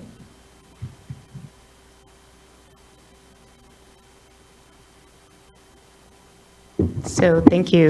I don't really have much to add at this point. Just really want to thank everyone for being here, raising your voices. Really do appreciate the tribe from coming down. I know that it is a journey to get here, and one who you probably wouldn't believe it, I'm not big for public speaking myself, to come up to the podium and to share your story. And that's, I appreciate it. Thank you. We were here a year ago hearing about, the situation. And while we have come a long way within this year, we have a long ways to go. And appreciate the efforts that Will and Rebecca have done, and really reaching out to the ag community and bringing, some together. And, I know you've done a lot of calls and knocking on doors and really trying to bring everyone together. And, I hope that more join in and, understand the importance of working together collaboratively and, getting that data that is truly needed to really understand what is happening so that we can be successful and having a hitch community that is needed for all. It's, and I appreciate the clarification of, it's not not looking at this year of a good year of this being, it gives us more information to learn from, to get a better understanding, and we'll have a good year when we have multiple years of an increase, no longer seeing the decline. And that's what we're really, that's our goal. That's what we really need to keep our eyes on and to continue to work for collaboratively and to understand. So, again, I just want to thank everyone and really just look at that goal and know that that's, while, we're here, we're the water board, we're trying to, we're looking to gather data to understand the interaction between the surface water and the groundwater and water quality. There are other agencies that we need to continue to work with to make sure that we are all working together on these parallel paths.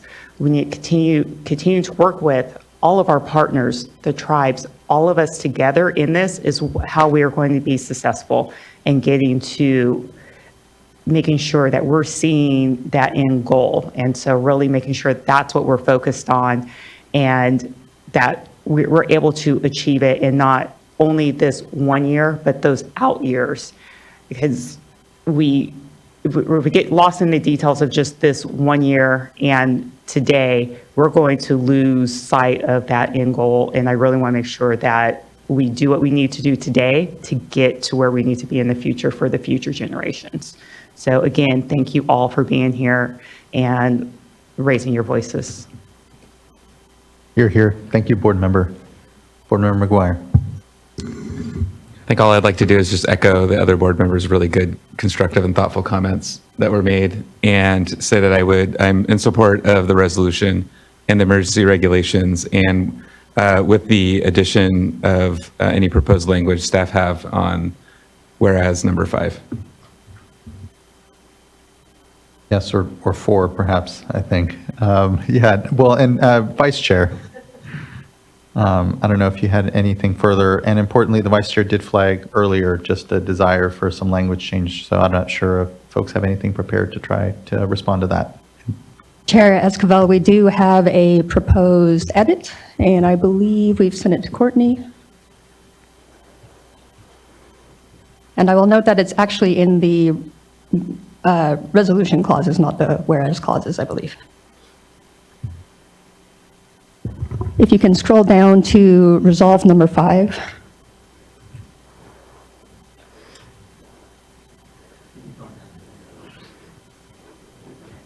A little further.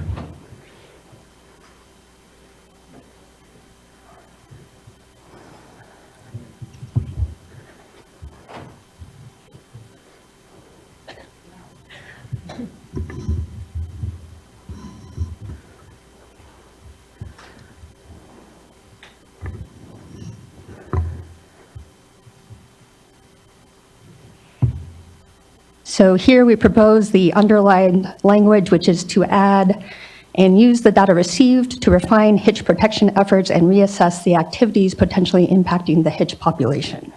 That is the only change we made during this meeting. I'm supportive of that. I think that works. Looking to the Vice Chair. That's good. I'm supportive as well. Thank you so much. Thank you as well. Thank you, Vice Chair. All right, I'll move to adopt the item with the changes read into the record. I'll second. Thank you both. Ms. Tyler, can you please call the roll call vote? Board Member Firestone. Aye. Board Member Morgan. Aye. Board Member McGuire. Aye. Vice Chair Diadamo. Aye. And Chair Esquivel.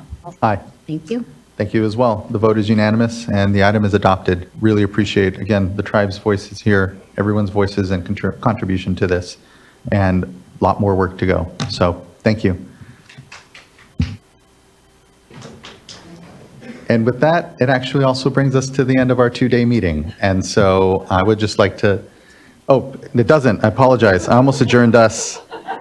It brings it to the end for the rest of you. We have closed session, so we will actually still be in session. It does not, we are not adjourned. Mr. Loffer will come back in and adjourn us once we are done with closed session. It brings us to the end of the public meeting. And so thank you, everyone. We will be here in 2 weeks, December 19th, 9 a.m. And until then, we're in recess in closed session, and Mr. Loffer will adjourn us. Anything further, Mr. Loffer? Only thing is, for the board members' benefit, we will be meeting in conference room 2540. And is there any desire Let's for have lunch? a quick break. Oh yeah, do you guys want to do a lunch or? Let's all plan on being there in 15 minutes. That work? Okay. Okay, so 1:15. Thank you. Thank you as well.